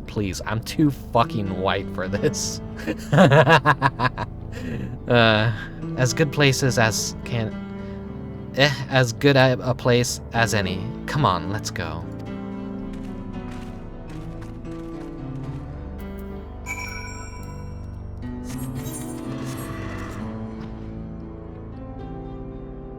I know it's not a complaint that's just exclusive to me, but so many other people are like, it's too fucking hard to pronounce any aetheryte or town or city in this expansion. An old-fashioned place like this, but it's got a ruggedness that speaks to me. A man could get used to it. Anyway, let's split up and ask around. See if there's been any acts of vandalism in these parts. You learned something? Yeah, come and tell me.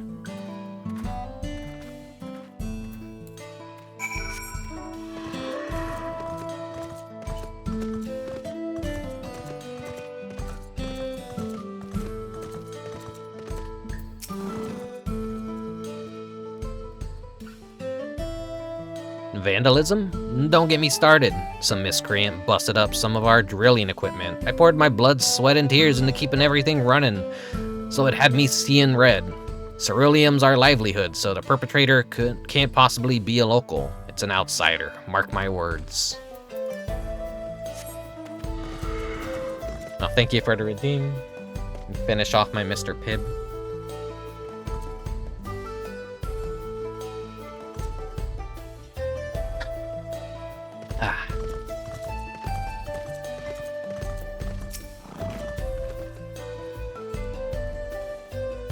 Stretch a bit. Oh god. Oh yes. I heard that a barn was destroyed the other day. Smashed to pieces. By all accounts. Why would anyone do such a senseless thing? Drilling equipment, a barn.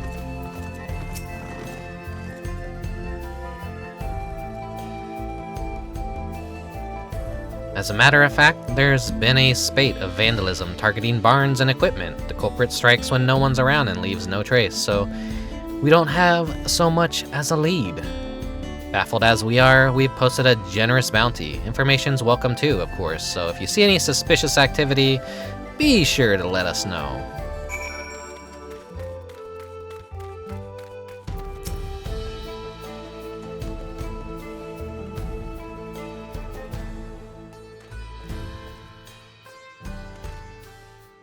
Hey, managed to learn anything?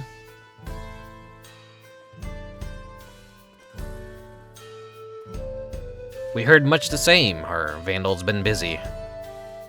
By the by, have you seen Nashu? Not sure where she's gone. You serious? How can you not know where your own assistant is? We better split up and find her.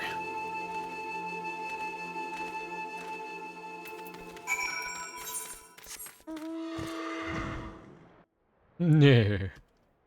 Flying horses are so ridiculous, but what's their excuse for a lot of flying mounts is like Cloud Puff or something. You just line their harness with Cloud Puff and it is able to make any creature fly. It's like there's like, now we can't have landlocked mounts anymore because some mounts used to be able to exclusively fly and others were locked to the land, but like now just anything could fly. It always looks so ridiculous when something's flying like a horse, but it does have like a canonical reason why it can fly. Oh, hello there, Rickubus. I could use a little help.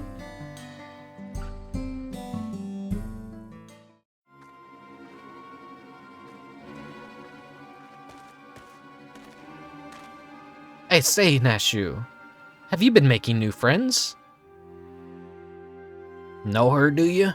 And all the chaos she's been sowing too, no doubt? Whatever do you mean?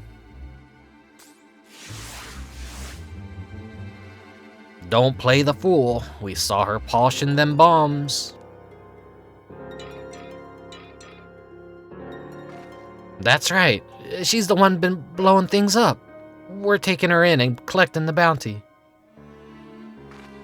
For the umpteenth time, they're not bombs, they're medicine.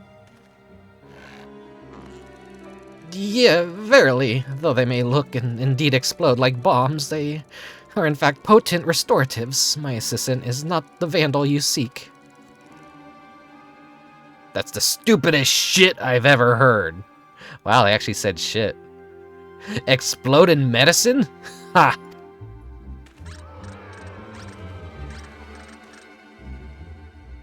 Let's all take a deep breath now.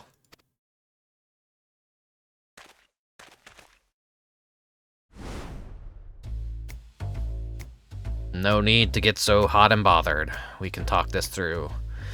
Resolve things peacefully. I don't know who you are, but we're done talking here. She's the vandal, and that's that. You'll stand aside if you know what's good for you. You're not willing to be civil? Then we'll have to settle this the old-fashioned way.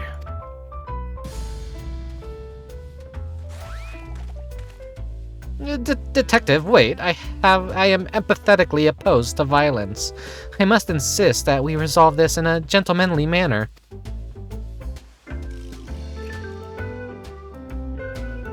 These kids wouldn't know a gentleman if he shot him in the rear. And don't waste your breath. You asked for it, old man. You want a duel? I'll give you a duel. Just remember that you had other options. Now we're gonna need witnesses, so let's take it elsewhere.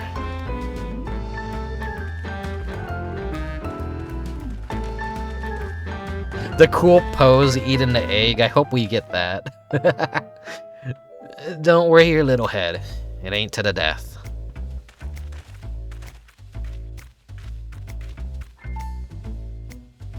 Ill at ease though I am with Detective Hardaboyle's chosen approach, it seems we must defer to him.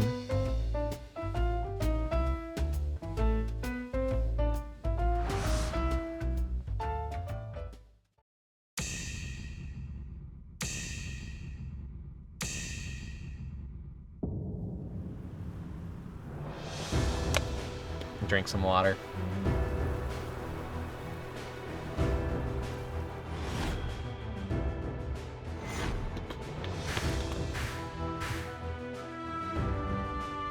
He puts on a brave face, but he's nervous. Watch the eyes, he'll rush to finish it. What's that red smudge? Had yourself some poached eggs smothered in tomato sauce, did ya? A soft choice for a soft bastard.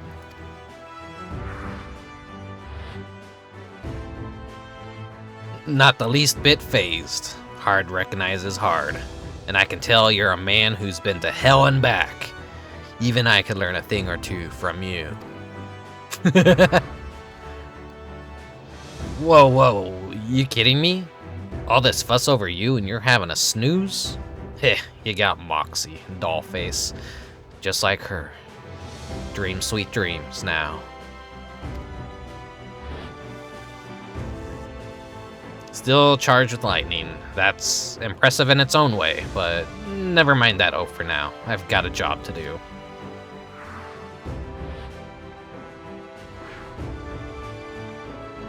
An old-fashioned firearm like most carried in these parts. Watch the barrel, dodge the bullet. Luscious locks for a roughneck. Don't know what fancy hair treatment you use, sweet prince, but a bar of soap is all I need. I've seen enough. This one's in the bag.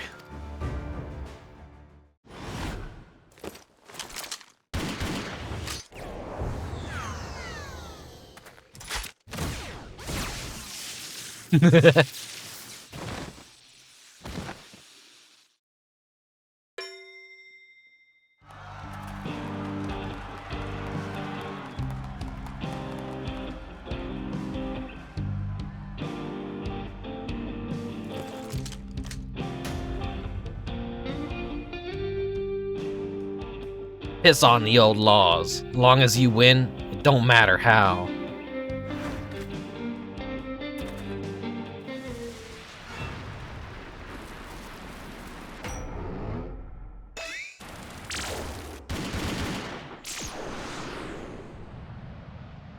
Oh, they're going the Matrix way.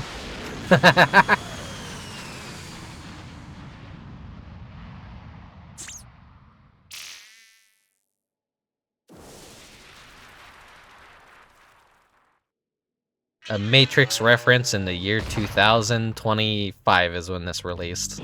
But I'm just now doing it in 2026. So here you go. Who the hell are you? What's going on here?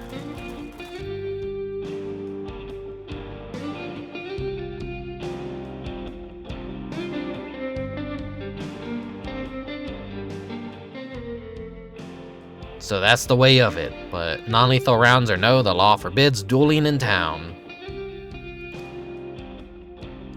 Oglops, yeah. They're from Final Fantasy IX.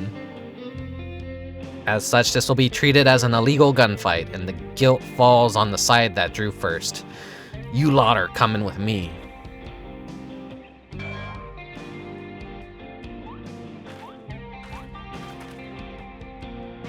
Now, it seems this all began when they saw the lady with what looked like bombs, and I assumed she was the vandal. While you don't strike me as a miscreant, I'd like to examine the objects for good measure.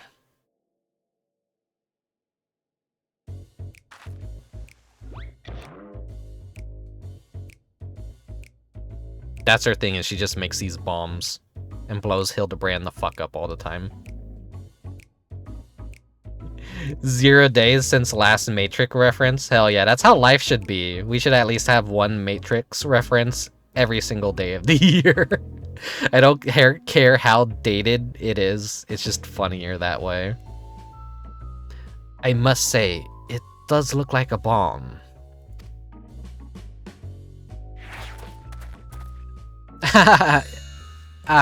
Understandable, if unfortunate misunderstanding. Despite its worrisome appearance, I assure you, good sir, that this is a bespoke medicine that rejuvenates me when I am feeling poorly. Oh!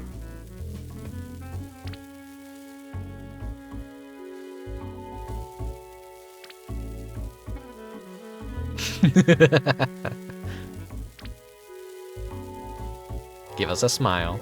Yeah, there we go.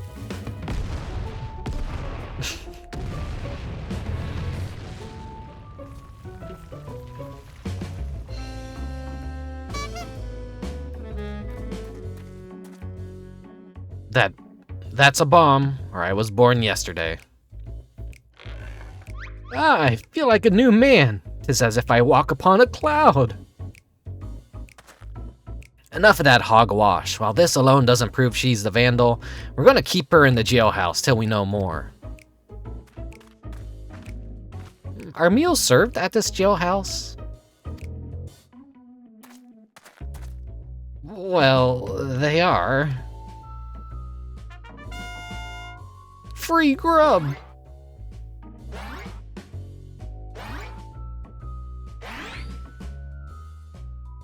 See you.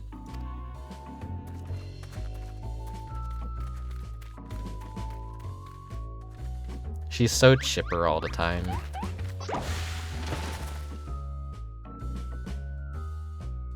I will come for you, Nashu. I will find the true criminal and clear your good name. This, I swear.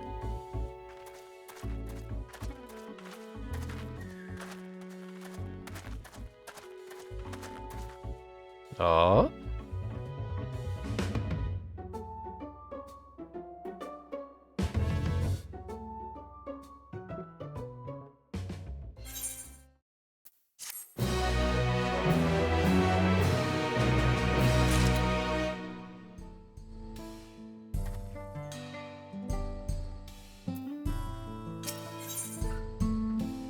On the trail of destruction, where it concerns his assistant's well-being, not even Inspector Hildibrand can maintain his customary aplomb.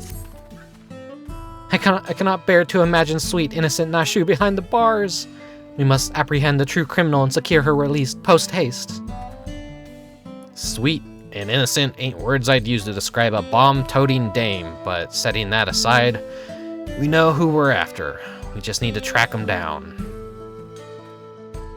A number of residents report having sighted an unusual wolf-like fiend, apparently.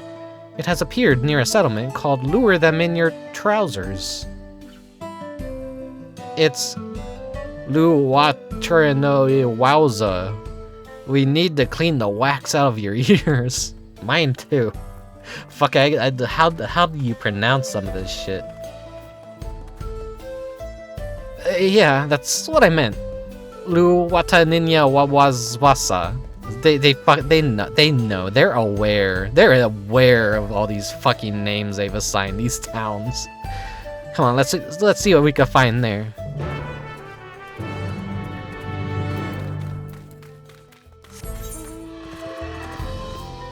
Oh, it's the scrap blue mage town for like Community speculation was that this zone was supposed to be very important for blue mages, but for some reason they cut blue mages out of it completely.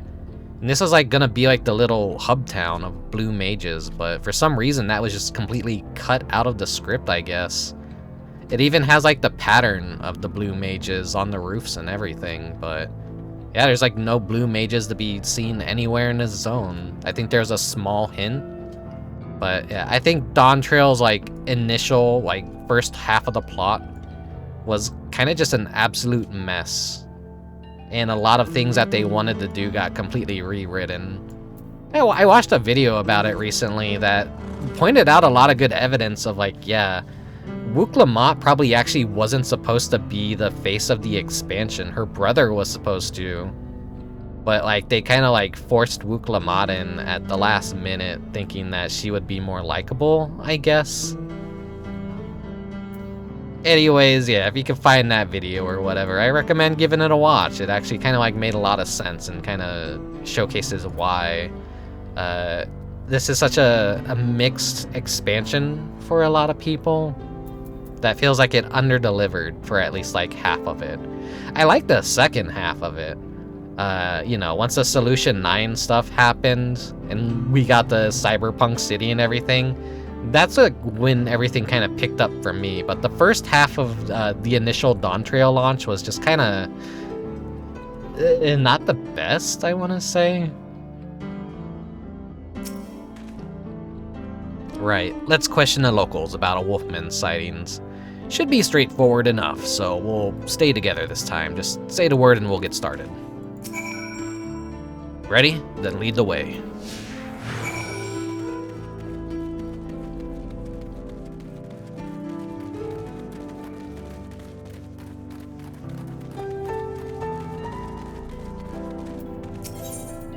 Discuss the oven. Wood ovens, eh? Unheard of in Solution 9. We'll do all of our cooking with electrope appliances. That said, the smoke might give eggs a nice flavor. I'll have to look into it when I get the chance. Mother used to roast whole Myotrigoses in a giant oven. She was partial to the billies for the flavor, but I found them a little tough. That has no bearing on my own toughness, mind you.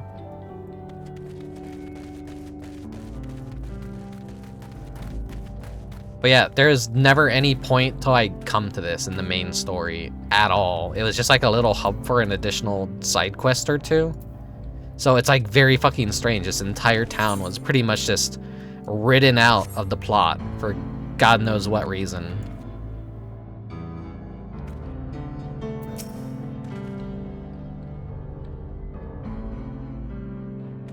I saw it all right. A wolf-like fiend I've never seen before. It made off with a sack of vegetables we just harvested. It would seem our fugitive was famished. Being a wolf, however, would it not hunt for its own food? Whatever it is now, it used to be a man. Wouldn't be odd if it still ate like one. And if it isn't keen on hunting, it'd likely keep close to settlements for its meals.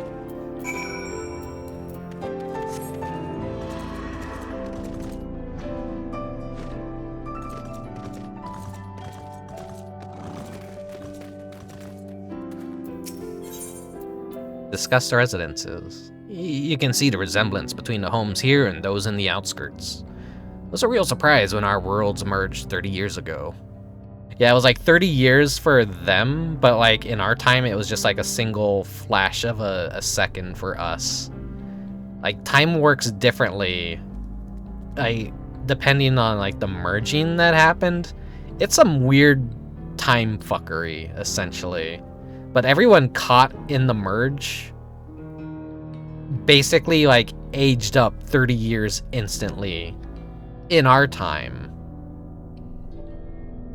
But we were like just fine, and you know, people could come and enter the city now and they're not affected. It's really odd, but yeah. It's like tragic too in a way. Because of people caught in the misfire basically had like 30 years of their life like altered. And they basically aged 30 years ahead of their loved ones and their families, and that was kind of like a plot point Was a real surprise when our worlds merged 30 years ago. I was just a greenhorn then, and she was still... Never mind. The motif on these dwellings is simple yet elegant. I expect Father would appreciate their artistry. He's in here, is he? Whoa.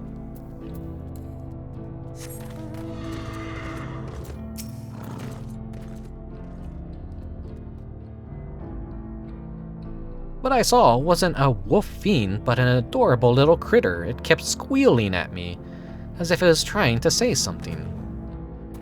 Oh, I dare say this is a promising new lead. I'm curious to see what monster this is.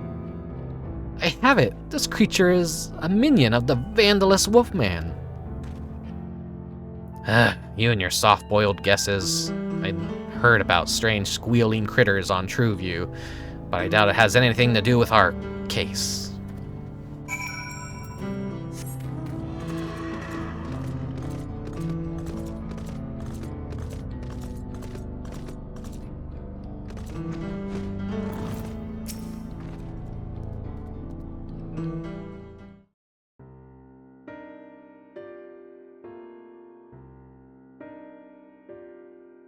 A wolf-like fiend? I've seen it south of here. Most folks avoid the area because it's territory. But I go there to gather cactus. And the past few times I did, I saw the creature heading towards the gorge. Even the gives it a wide berth. So it must be dangerous indeed. Why is my guy so small? Because I'm a Lalafell and I wanted to be small and cute. Our fugitive might be holed up in that gorge. Come on, let's go take a look.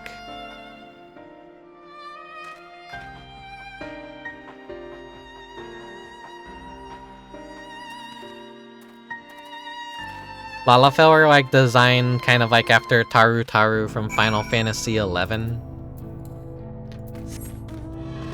And they're also kind of like a chibified, like they're kind of a take on the chibified Warrior of Light sprites from classic Final Fantasy games.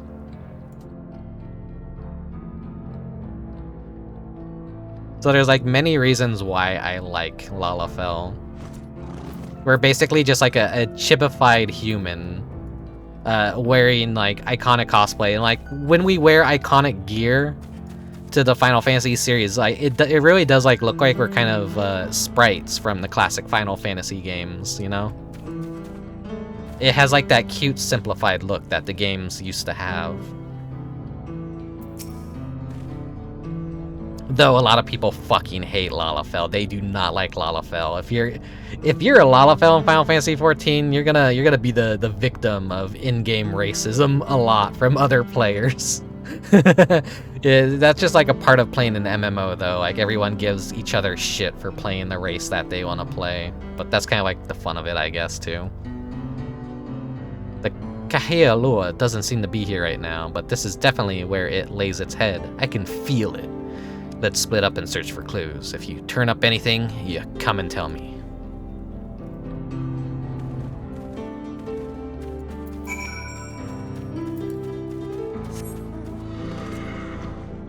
You love Lala, so you're a Vieira. Yeah, you're one of the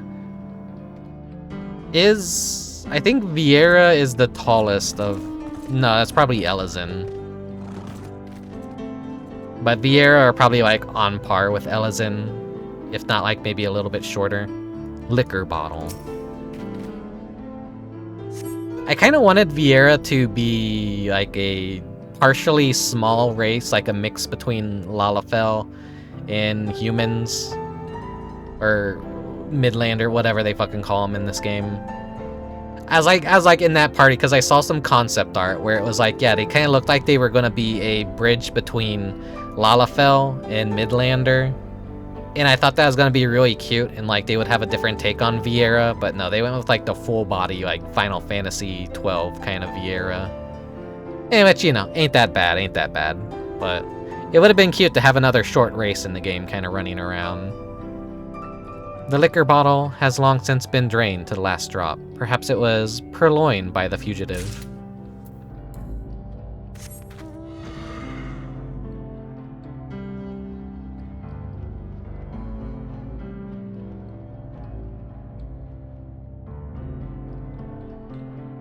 Where's those clues? Oh my, what a winsome critter you are. You stay away from that thing. Those things are evil. Had a thirst, did we? Something else that I'm not seeing around here.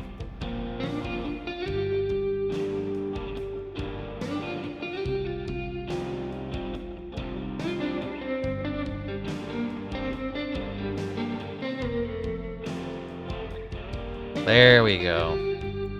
Sack of produce.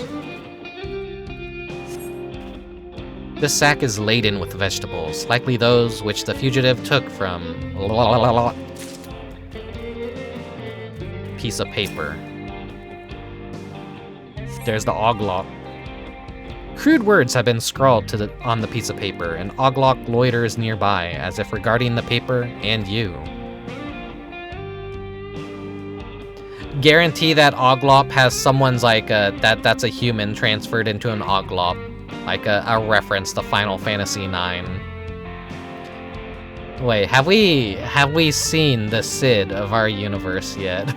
I mean, of their universe yet? That could actually be the 9th Cid, if they actually want to like be accurate to Final Fantasy IX. The oglop scurries off, leaving you to devote your attention to the paper, which appears to contain diary entries written by the fugitive. There do not appear to be any more clues in the vicinity. Hard-boiled will want to take stock of your discoveries.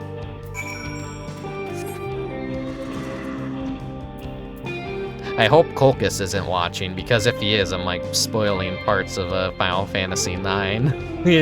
He's currently on Final Fantasy VII. Yeah, I don't think he's watching. Good. I found this empty liquor bottle. What about you?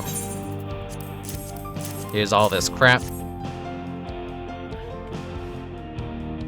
Good work, Rickubus. The bottle and the produce must have been taken from Vtuber. As for the piece of paper,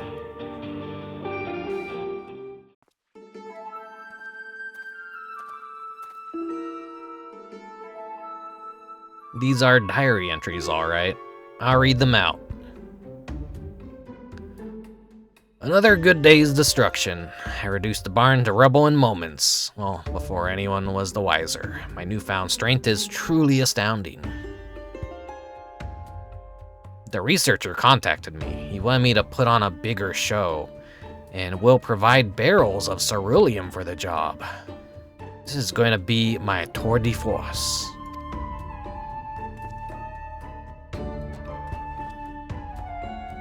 So it's as we suspected, like the thieving Cyclops, the vandalizing Kahoil is working for the researcher.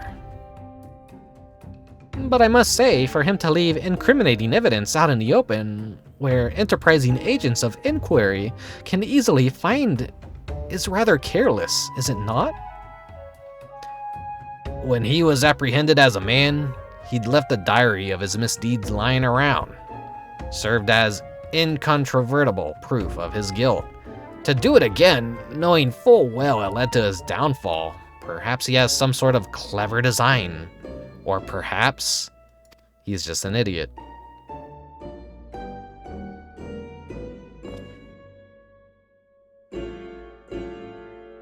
He's just an idiot.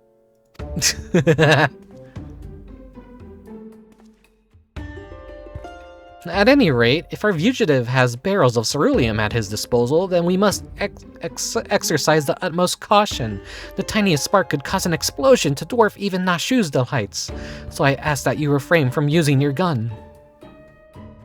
My gun's more versatile than you think. It's capable of converting the lightning it absorbs into other kinds of energy. With the flick of a switch, it can shoot fire and water rounds as well. So, if push come to shove, I'll give the Wanton Wolfman a hosing down. Well now, that is a wondrous gadget indeed. Yet be that as it may, I remain firmly opposed to violence in all forms and elemental aspects. I wish Machinimus would actually have elemental bullets. That would have been cool. I love when like MMOs and RPGs have elemental weaknesses and stuff. Unfortunately, a lot of MMOs kind of like cut that stuff out. Everything's kind of cookie cutter now. All damage has to be equal to one another. You can't really like, the way things are built and with raids and raid progression, it just doesn't make any sense to be like, hey, fire mages are essentially worthless against this tier that has a fire boss in it, you know? That's how World of Warcraft basically functioned. I think at least like in the earliest stages, it was, yeah, if you were a fire mage trying to do a dungeon like Molten Core, your damage wasn't the best. So eventually it was just like, yeah, no, fire could hurt fire now. It all equalized itself. And I think that's lame. In Ragnarok Online, I loved using elemental damage against like enemies. I played as an assassin that had elemental katars, and I put whatever was weak to that element into the card slots, and so I was doing like big numbers of damage to enemies based on elemental weaknesses. And Phantasy Star Online was more or less the same because I love playing Force characters. I liked using magical weaknesses against monsters, and I like that kind of gameplay, but that's kind of a relic of the past now. You don't see that in modern MMOs or MMO-like games. Solving cases in a manner befitting a gentleman, such as the creed of Hildibrand, agent of inquiry, inspector extraordinaire. Huh, soft to the core. If you don't harden up, you'll make the same mistake I did.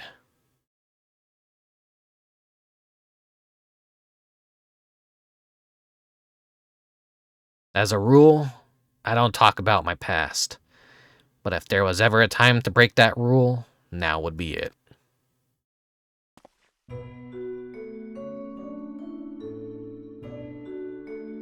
I used to have an assistant too.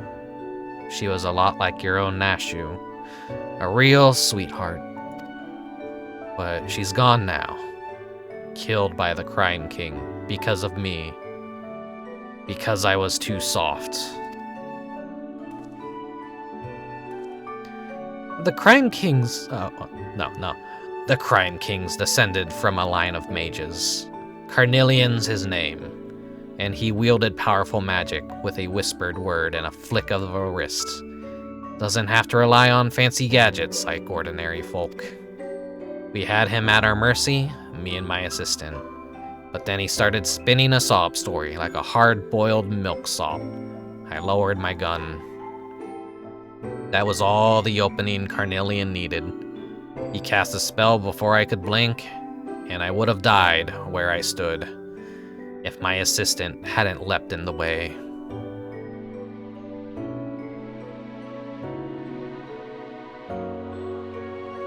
She wasn't wearing a regulator because she was following my lead. I killed her as much as he did. That such a thing would have happened, should have happened. I was able to catch Carnelian soon after that, but now the bastard's at large again. In a fiend's body. When you deal with villains, you can't afford to be soft, or one day you, or someone dear to you, will pay for it.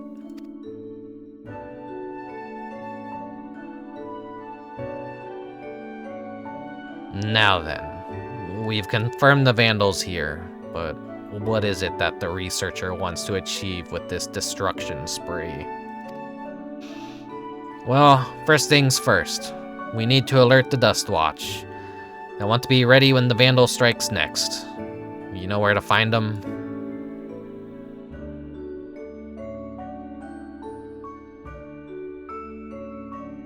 Husa Tawihe. Right then, let's head over there.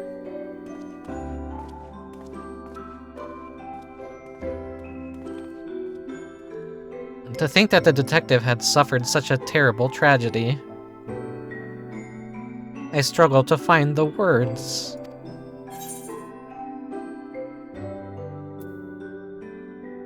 It's unlike you to be at a loss for words.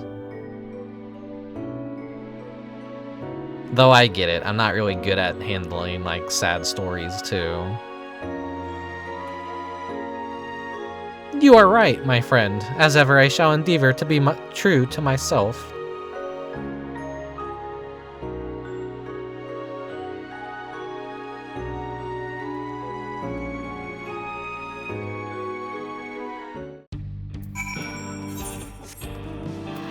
Let's just teleport over there.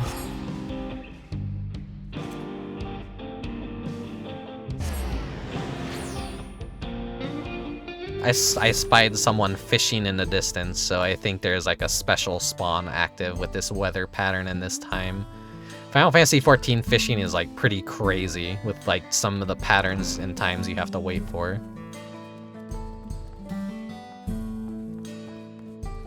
Hey Nashu, how you doing in there? You must try it, Crunch. These tacos, absolutely worth incarceration. You're just eating a taco behind. Okay.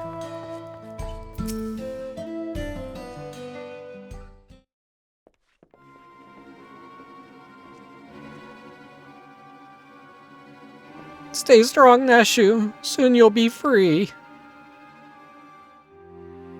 This taco is amazing.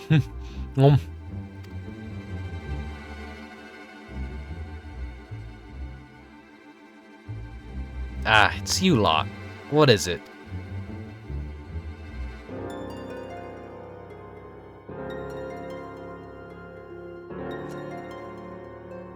Yeah, we don't need to free her anytime soon. She's enjoying herself.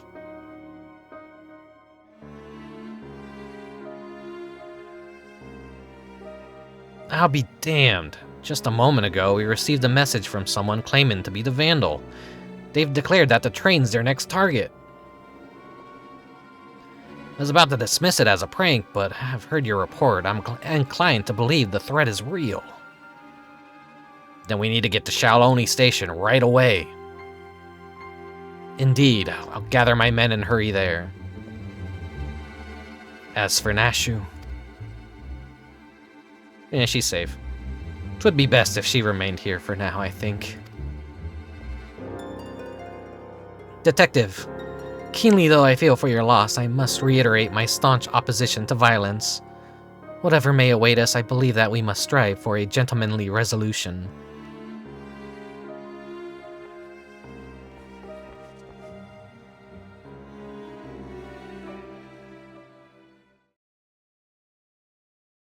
The Vandal never used to announce his targets. This reeks like a rotten egg.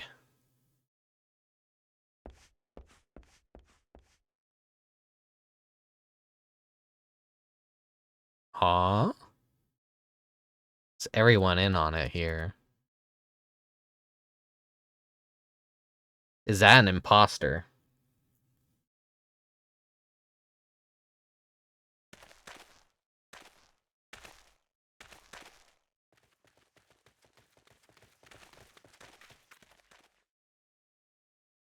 Thank goodness you're here. Please, you can't let that fiend destroy the train. Oh, okay, that's what he looks like. That's what I was thinking the monster was.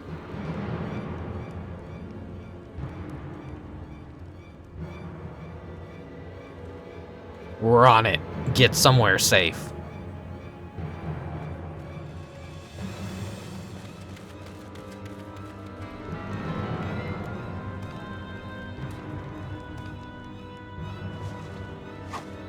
We have you at last. From gentleman to gentle wolf, I suggest you... Tisk tisk, detective.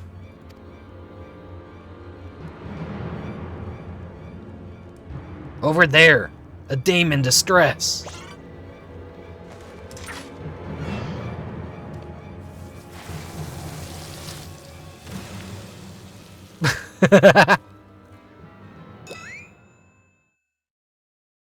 God, of all times to be out of charge.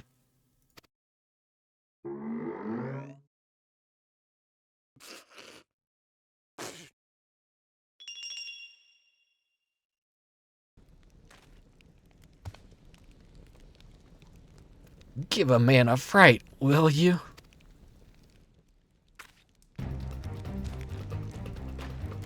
Hold it right there. Try anything funny and I'll torch those barrels.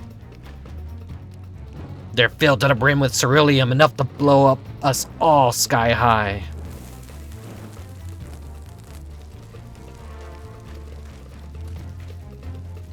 There's nothing you can do, so just relax and enjoy the... Huh?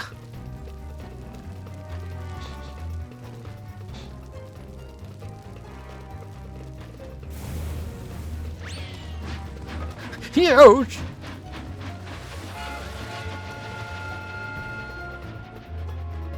Wait, we must extinguish the fire. The hell do you think you're doing?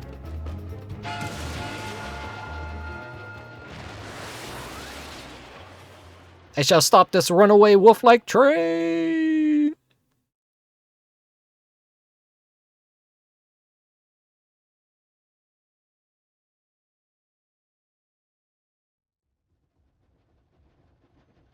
Uh-oh.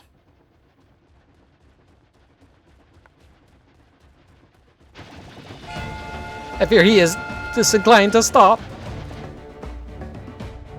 They're coming back. And they're headed straight for the engine.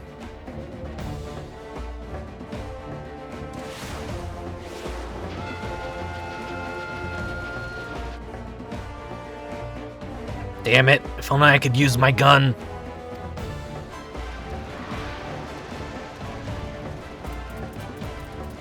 Oh.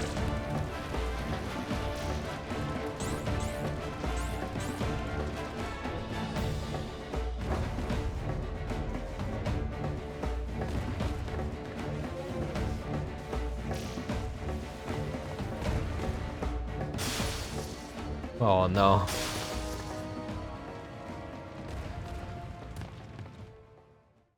Wait.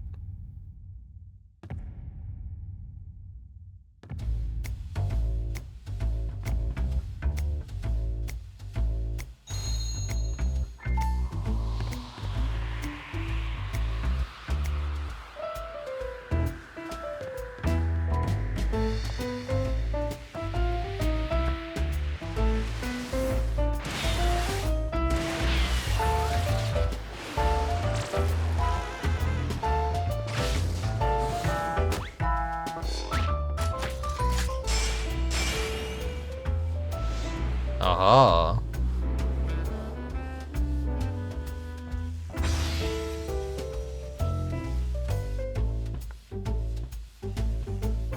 A Manderville man and his electrifying handstand.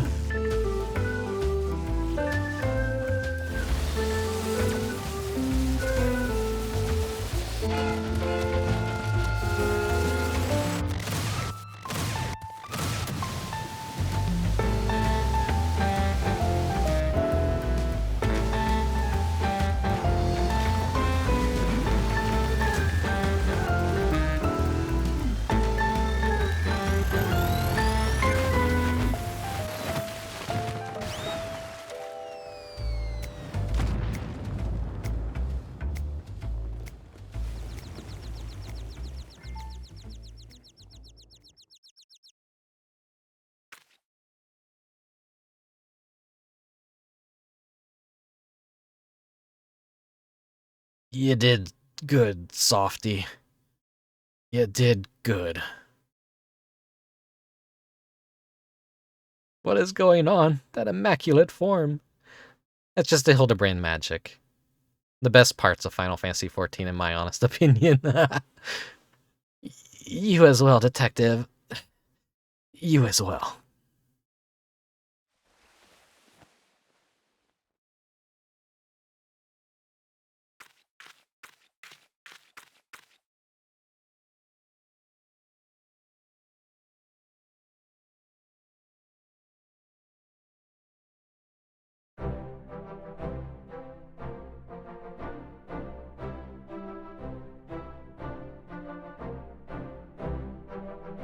I thought I was done for. I owe you my life. So you don't know anything either? I'm afraid not. I was only doing as I was told.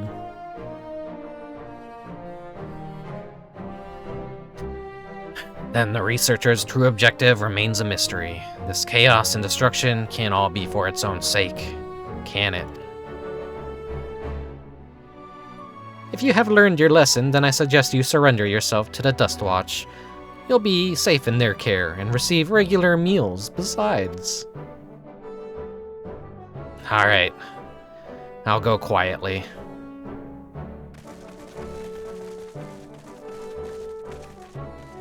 Apologies for the delay. I see you have the situation well in hand. So this fiend was behind the destruction. We're grateful for your help.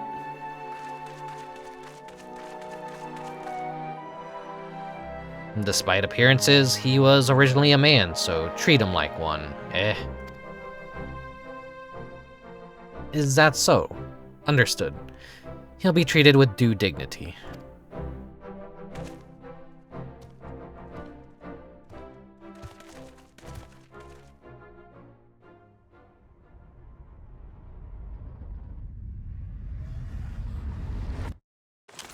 Wait.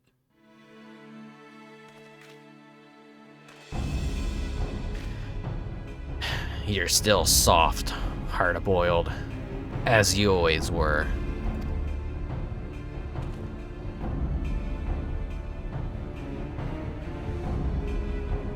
A faker!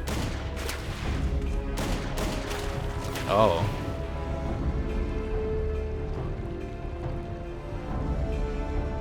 Heh. I wasn't expecting an interruption so soon.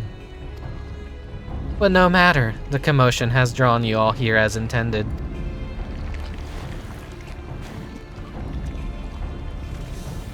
Carnelian. You're Carnelian!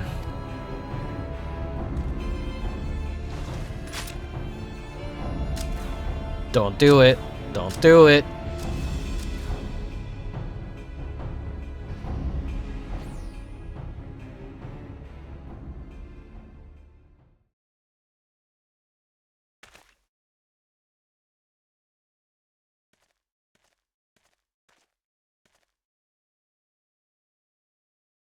The villain disguised himself as one of my men and knocked me out. The rest, I believe you know.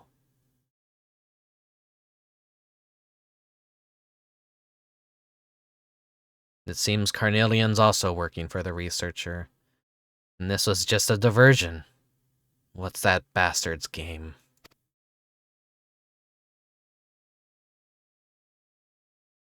Let's head back to Hisawani for now. We have to set your friend free, after all. My men can clean up things here. There's probably going to be a Terminator gag at some point.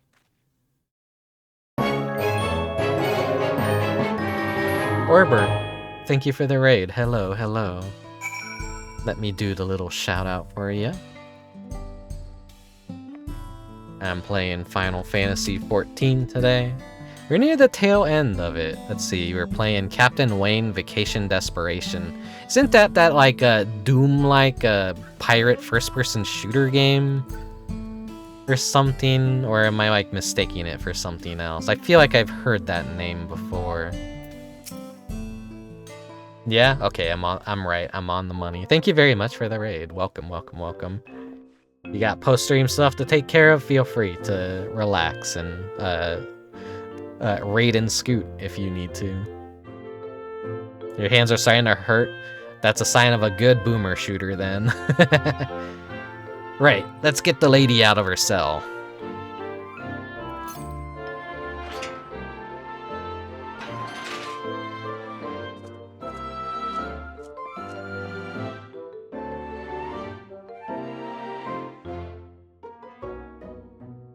Oh, Nashu. Such an ordeal that must have been.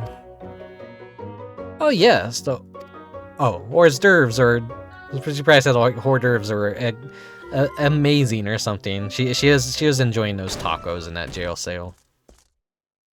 Sheriff, we have a situation. A large shipment of ceruleum has been stolen from Shishinawezi. What? It appears the thieves struck while we were dealing with the trouble at the station. So that was the true target. First electrope, now ceruleum. What does he need all those resources for? As for Carnelian, he ain't the sort to do someone else's bidding. You can bet he's got his own angle. No matter what it is, I won't rest until justice has been served, and next time, my gun will be ready. You know something about these happenings by the sound of it?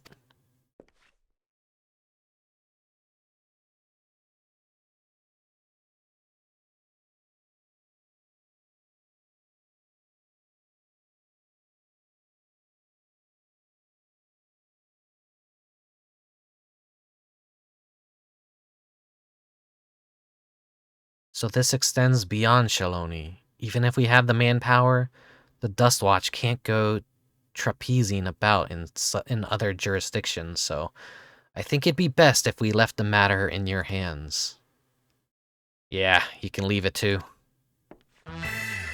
Hildibrand, Agent of Inquiry, Inspector Extraordinaire, I swear to you, good sheriff, that I shall find and apprehend the villain with grace and non-violent finesse.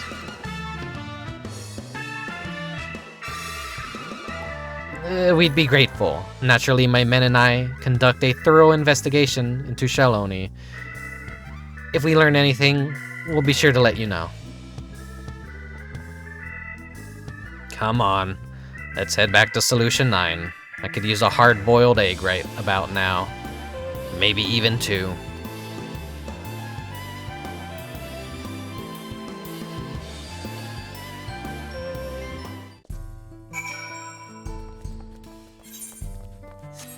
I could just teleport there.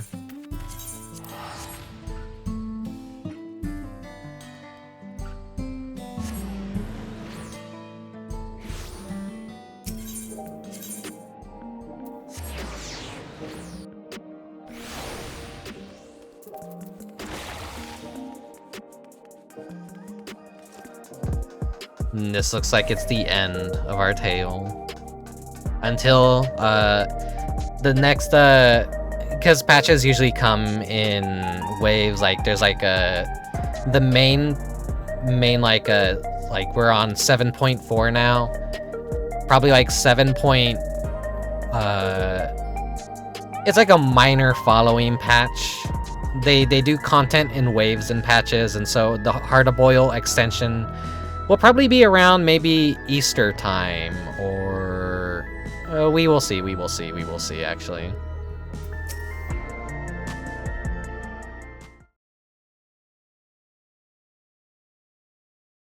Ah, home.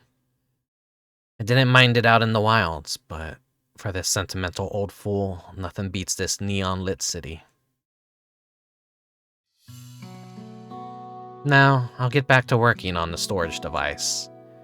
Check in from time to time, in case I found us a new lead. Meanwhile, let us continue along our own lines of inquiry.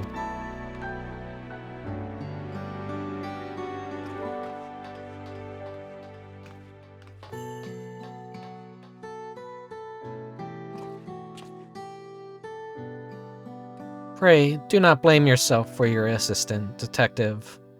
The fault most assuredly lies not with you.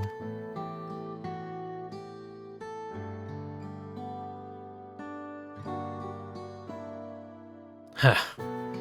Well, what a soft-boiled dope, no.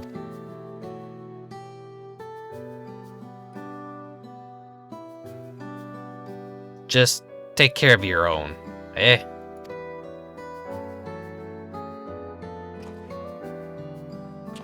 Big ol' thumbs up.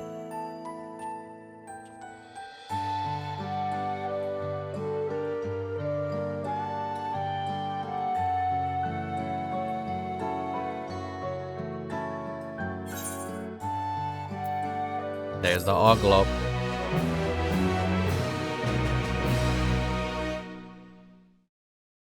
Maybe his assistant got put into the Oglop. Who knows? Who knows? Maybe she isn't actually dead. Meanwhile, in Shaloni.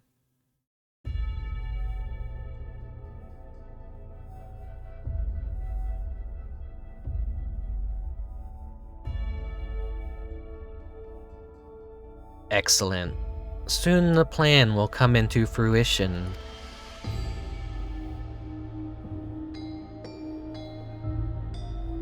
Kaniloka's achievements will be meaningless.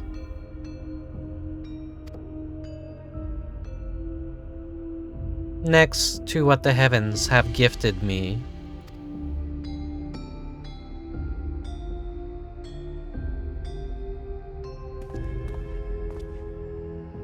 You fugitives have served me well indeed.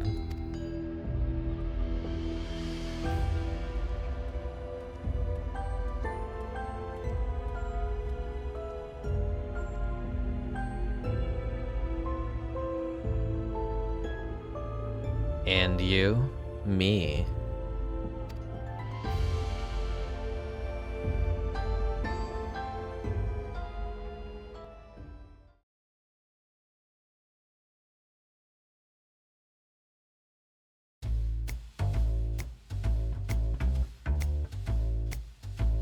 Curious about my gun, are you? Come now, no need to be shy.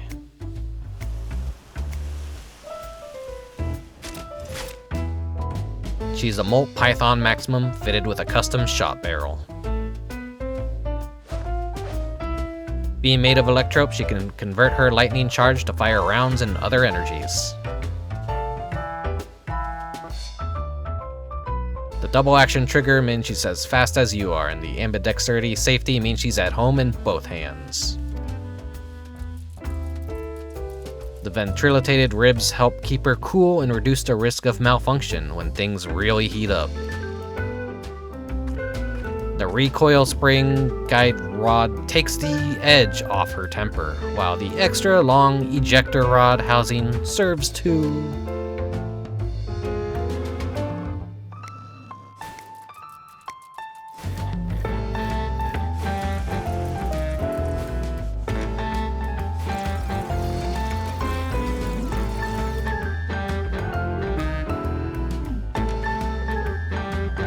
Are you getting sleepy? Because I sure am. Let's call it a day, shall we?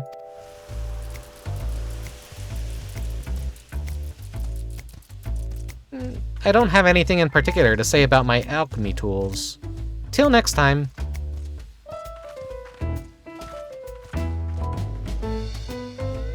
See you, Inspector.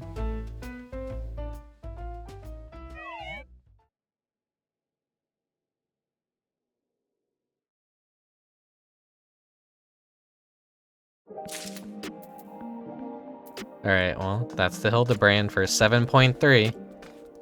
So, you know, pretty soon we'll see an extension of the story. I don't think next time will be the finale, though. I think that'll be reserved for 7.5. Can you believe it? Dawn Trail is basically almost over. Whenever 7.5 comes out, that's kind of the finale of the expansion. And there'll be, I guess, one more major little epilogue, prelude patch, perhaps, that leads into the expansion. But yeah,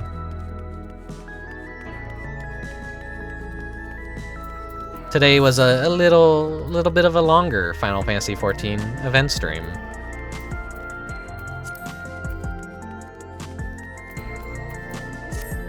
I have something else that I could do though, real quick.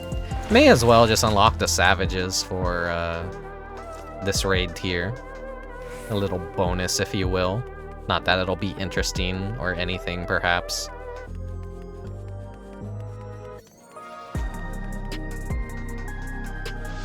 The lore reason behind the Savage fights is this dude is making like a comic of our fights, so he extremifies the actual details of what happened. So that's why the Savage fights are completely different from our own, because they're, you know, they're fluffed up a bit. They're given more oomph to the action. The fights didn't actually happen that way, but it's kind of like a recollection of the memories that have been altered or spruced up a bit. Kind of like, you know, how a bard would make something more epic, more exciting, you know, give the story a little bit more edge to it. Ah, if it isn't the unenhanced Grand Champion himself. To what do I owe the honor? Recount the heavyweight tier.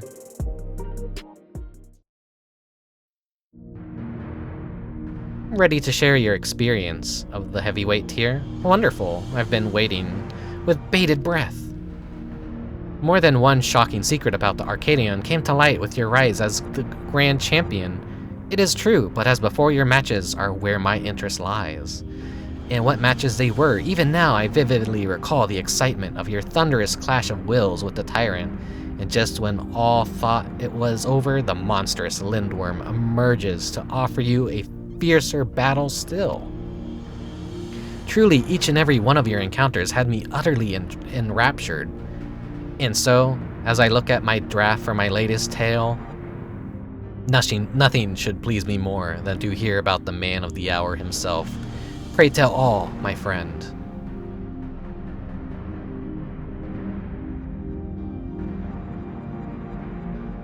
Amazing, yes, simply sublime. Your words have set my imagination running wild.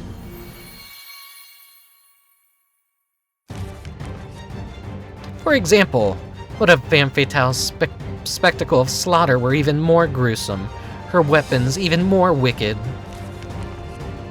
Or if the Extreme's coordinated attacks reached new extremes? If the Tyrant were able to harness even greater might from the Behemoth, what carnage would he have unleashed?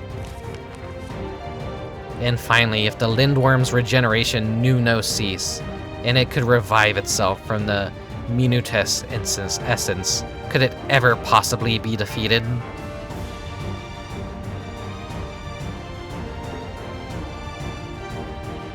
Yes, with this latest chapter, I dare say the Chronicles of the Unstoppable Upstart will become a masterpiece for the ages. I thank you for regaling me with your visceral, first-hand account. Now, I understand that you will be unable to take to the ring for the foreseeable future, but please take heart, for in my works, the epic journey of Rickubus Incubus, the unenhanced Grand Champion, shall continue now and forevermore. In the savage fights that I definitely will not be doing, because I'm not someone that enjoys doing like hardcore content. I'm too relaxed, and I don't really care about doing that kind of thing. Yeah, some of the fighters are located around in the city. Trying to remember where you could find some of them though. I don't think there's like any that you could find over here.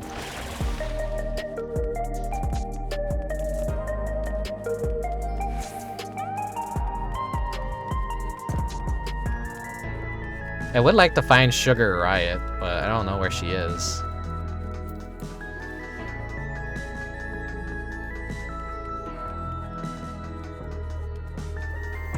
Can't go up there. Not hidden over there.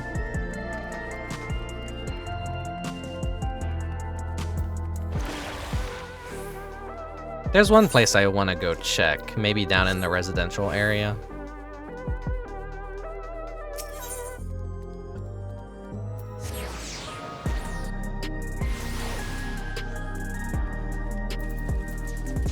Anyone out here in the courtyard?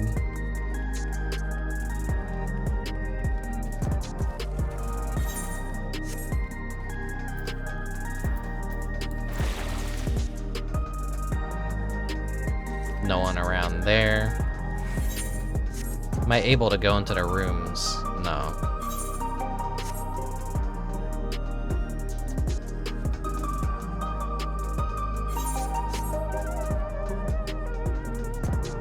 Yeah, I don't think in the entire expansion I've ever came back here or have come to this area.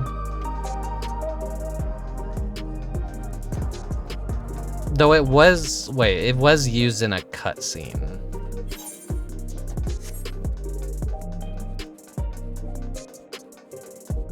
They just go ahead and make areas that the player never has any reason to come over to.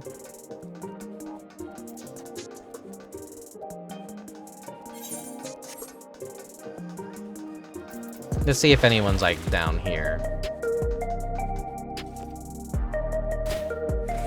I don't need to use the stairs. Maybe for the next Final Fantasy event, I'll just find where all the fighters reside.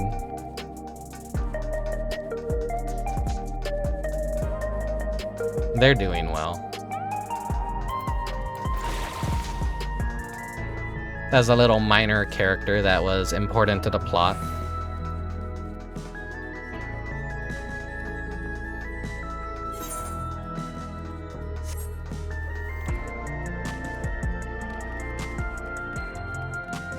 I wonder if they're like not 100% guaranteed to be around. That would suck if that's the case. I feel like I should have seen one of them around here somewhere. I mean, Honeybee Lovely is still over here, I think. But yeah, I'm not about to like go on a fucking scavenger hunt. I wonder if anyone's like made a map of where to find. Surely they have. Yeah, she's over here as she always is. She's the influencer. Ew, influencers. Ew. I hate the term influencer. I hate what the internet's become. But Rick, haven't you become one yourself? I ain't influencing shit. He's a weird guy that likes weird video games. I don't have no clout to farm, no aura, no riz, but the tism. When's internet 2? Can't be fast enough. Can't be fast enough. We need to get rid of the internet as it currently is and make internet 2. Internet 2 will be better. With the way everything's progressing, though, I think like the end of the internet is upon us. Things aren't gonna be the same from here on out. Internet 1.0 collapse imminent. But yeah, ending where we started here. This was a horse-themed stream, and then a detective story. So yeah, that is Final Fantasy XIV for today's stream. It's been nearly a 3-hour stream. I feel like that's good enough.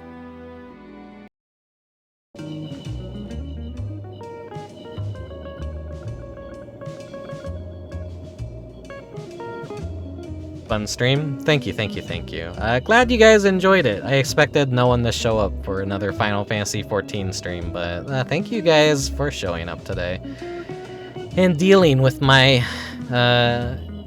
not so good reading voice. I try and do a little bit of like character accents, I guess, but I'm no voice actor. I'm not someone who's particularly good with his voice. I don't use my voice a whole lot, so it's gonna sound good in my brain when I'm doing it, and then I'm gonna watch the VOD and be like, oh man, that sounded like shit. Man, Rick, your microphone was too low, or the music was too high or something. I hope the audio was well for the stream and that it sounded okay. I mess with audio a lot, so stuff always like gets a little bit imbalanced, and I can't remember some of the old settings for the music that I had in Final Fantasy XIV. But yeah, thank you guys very much for watching. Let me see who is even alive on Twitch right now. Audio was great. Okay. Always like to. That's what I like to hear. That's what I like to hear. Let's see. We got a number of people online tonight. But is anyone playing a game?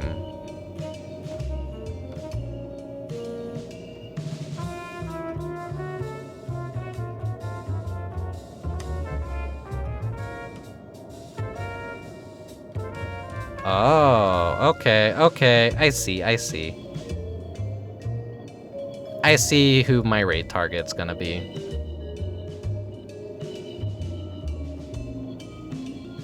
Let's head out to the porch.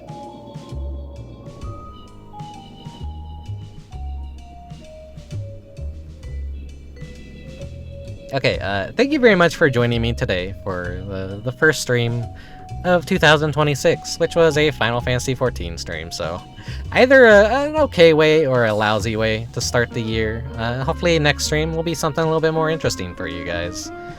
Will it be Stray Children? I don't know. Maybe it will, maybe it will. Or maybe I'll choose, like, maybe something else to play. We will see. I have to, like, kind of figure out what kind of game I'm in the mood for. I don't really like forcing myself to play a game if I don't feel like playing that game. Which is a problem why I have trouble doing any sort of schedules, because, you know, there's kind of like a vibe that I want to have when I play some sorts of games. I'm a very seasonal person, as you could tell. So if it doesn't feel like the right season to play a specific kind of game, then I probably don't want to play it. That's why I'm always like, I'm saving stuff for Halloween. I'm saving stuff for Christmas. I'm saving stuff for like Valentine's Day. Saving, saving stuff for like holiday stuff. Summery games. I wish I could like rip that part of me out and just play games whenever and not care about the season in which I need to play a game. But I think it's just kind of like overall a little bit funner that I do things the way that I do them. So yeah, so far we've avoided seasonal depression. Things are kind of looking up so far this year. It started with like pretty great news actually, and my worries have been pretty much dispelled so far. And I got some plans later on, like maybe a month or two from now, where I might just like finally fucking take a fucking vacation after, what, 6 years of never having like done a vacation recently. The last time I had a proper vacation, I think, was back in 2018 or 2019. It's been a hot minute since I've just been able to turn my brain off, relax, go somewhere new, and just like enjoy life a little bit, you know? I've just been stuck at home and stuck working my little dumb job for so many years, and you know, creatively I've been doing this VTubing thing for quite a while, so that's at least like, you know, I've kept myself busy. But, you know, you kind of need vacations to refresh your brain and pull yourself away from the grind of, like, everything and the monotony of life. And I kind of, like, can't wait to, like, have something, you know, good happen. It's best if you play what you want or are inspired to play. Yeah, that's how I feel. Usually wing it with a schedule, but I try to find stuff that looks cool. Yeah, same. Like, sometimes it's hard to guarantee what you're gonna want to do, like, a week or a few days from now. Sometimes you're just like, you know what, I just don't fucking feel like it. And I could have did this stream sooner, but I just wasn't feeling like it. I've just been too tired and too many things that I wanted to do. And, like, I just, like, wanted to relax. I wanted to hang out with friends. I wanted to just enjoy some games by myself. And then, you know, sometimes I just get, like, very sleepy. It is the cold months, so I do, like, kind of, like, love to crawl into bed and have some extra sleep. Last night, I basically, like, took a nap before going to bed. And then I woke up and stayed up till, like, 3 a.m. watching GDQ. Since that's going on right now, the, you know, gaming speedrun event. And, yeah, like, alright, well, I gotta go to work tomorrow. I have like 3 or 4 hours that I could sleep. And then I lay in bed awake for 3 to 4 hours, failing to get any sleep. So as soon as I got home from work, I was like running on zero. I just collapsed in bed and just passed the fuck out. So I haven't felt like drawing or doing any like sort of special thumbnail, but you know, that's kind of I'm burnt out on drawing, honestly, and I wish I wasn't, because, man, there's a lot of people that get into art, and they're like fresh little babies, and they haven't been drawing their entire life, and they have so much energy, and I'm so envious of that. because me, I've been drawing my entire life, so of course I'm a little bit like exhausted and tired from doing such an activity. I've like been on this goddamn earth for like what, 36 years, and I've been drawing pretty much ever since the beginning. Was I good in the beginning? Hell no. Am I good now? No, not really, in my opinion. But no. I'll never stop drawing, but you definitely like do get a little bit burnt out, and you do get a little bit tired of doing things. And you know, I'm not quitting drawing. I want to continue to make thumbnails for games I like. You know, I love the whole concept of title cards and having like custom art rather than something generic, but sometimes I just have to pull a generic title card out of my ass because I just have no energy, and it's better I give you guys a couple streams a month rather than no streams a month. So yeah, hopefully streams this year will be good, and I will find some motivation and be able to pull out some energy in order to just, you know, keep this year good, I guess. Right now, I'm just really sleepy. I'm really tired. After the holidays, like, my brain was feeling like an inflated balloon, and this is that period of time where that balloon has deflated, and that's essentially like how my brain feels after the holidays. And I think that's like how everyone feels after the holidays. They're just like, you know what, I could just sleep for an entire week, maybe 2 weeks, or the entire month of January, and not have to worry about shit, and not have to worry about anything. So yeah, I think that's all I need to say. I'll see you guys for the next stream, whatever that is, whenever that is. Thanks for following me on YouTube. Thanks for watching on YouTube. Thank you for watching me on Twitch as well, to the live audience right now, and everyone lurking. I see that viewer count's like at 10, and I'm like, what the fuck? 10 people watching a Final Fantasy XIV stream? When in the hell? Anyways. Yeah, thank you very much for watching. Thank you very much for lurking. If you're following my social medias, my YouTube, you're in the Discord or whatever, thank you very much as well. I appreciate all the support. Until next time, take care of yourself, keep warm, rest up, have a good night of sleep, and I will see you guys next time. I appreciate all the support, and I guess, yeah, that's pretty much, I need to work on my exit speech. I've been doing the same shit for like years and years, and I never got good at it. I don't know, I don't really have a good sign off. I'm just like, I always wing it. I'm a little bit like just unprofessional. But I'd rather be unprofessional than professional at this point, you know? The life is just funner when you're not worrying too much about being the most professional you can be. But yeah, have a good one, everyone. Have a good one, Sayamalo. Farewell, Orbert, Safi, TV Garden. Who else showed up? Prisma, Mechanicat, Aerovator, Mono, Dubious, and yeah, everyone else out there currently lurking that didn't make their presence known. Thank you very much. I'll see you guys next time. Until then, farewell. Oyasumi. Bye bye.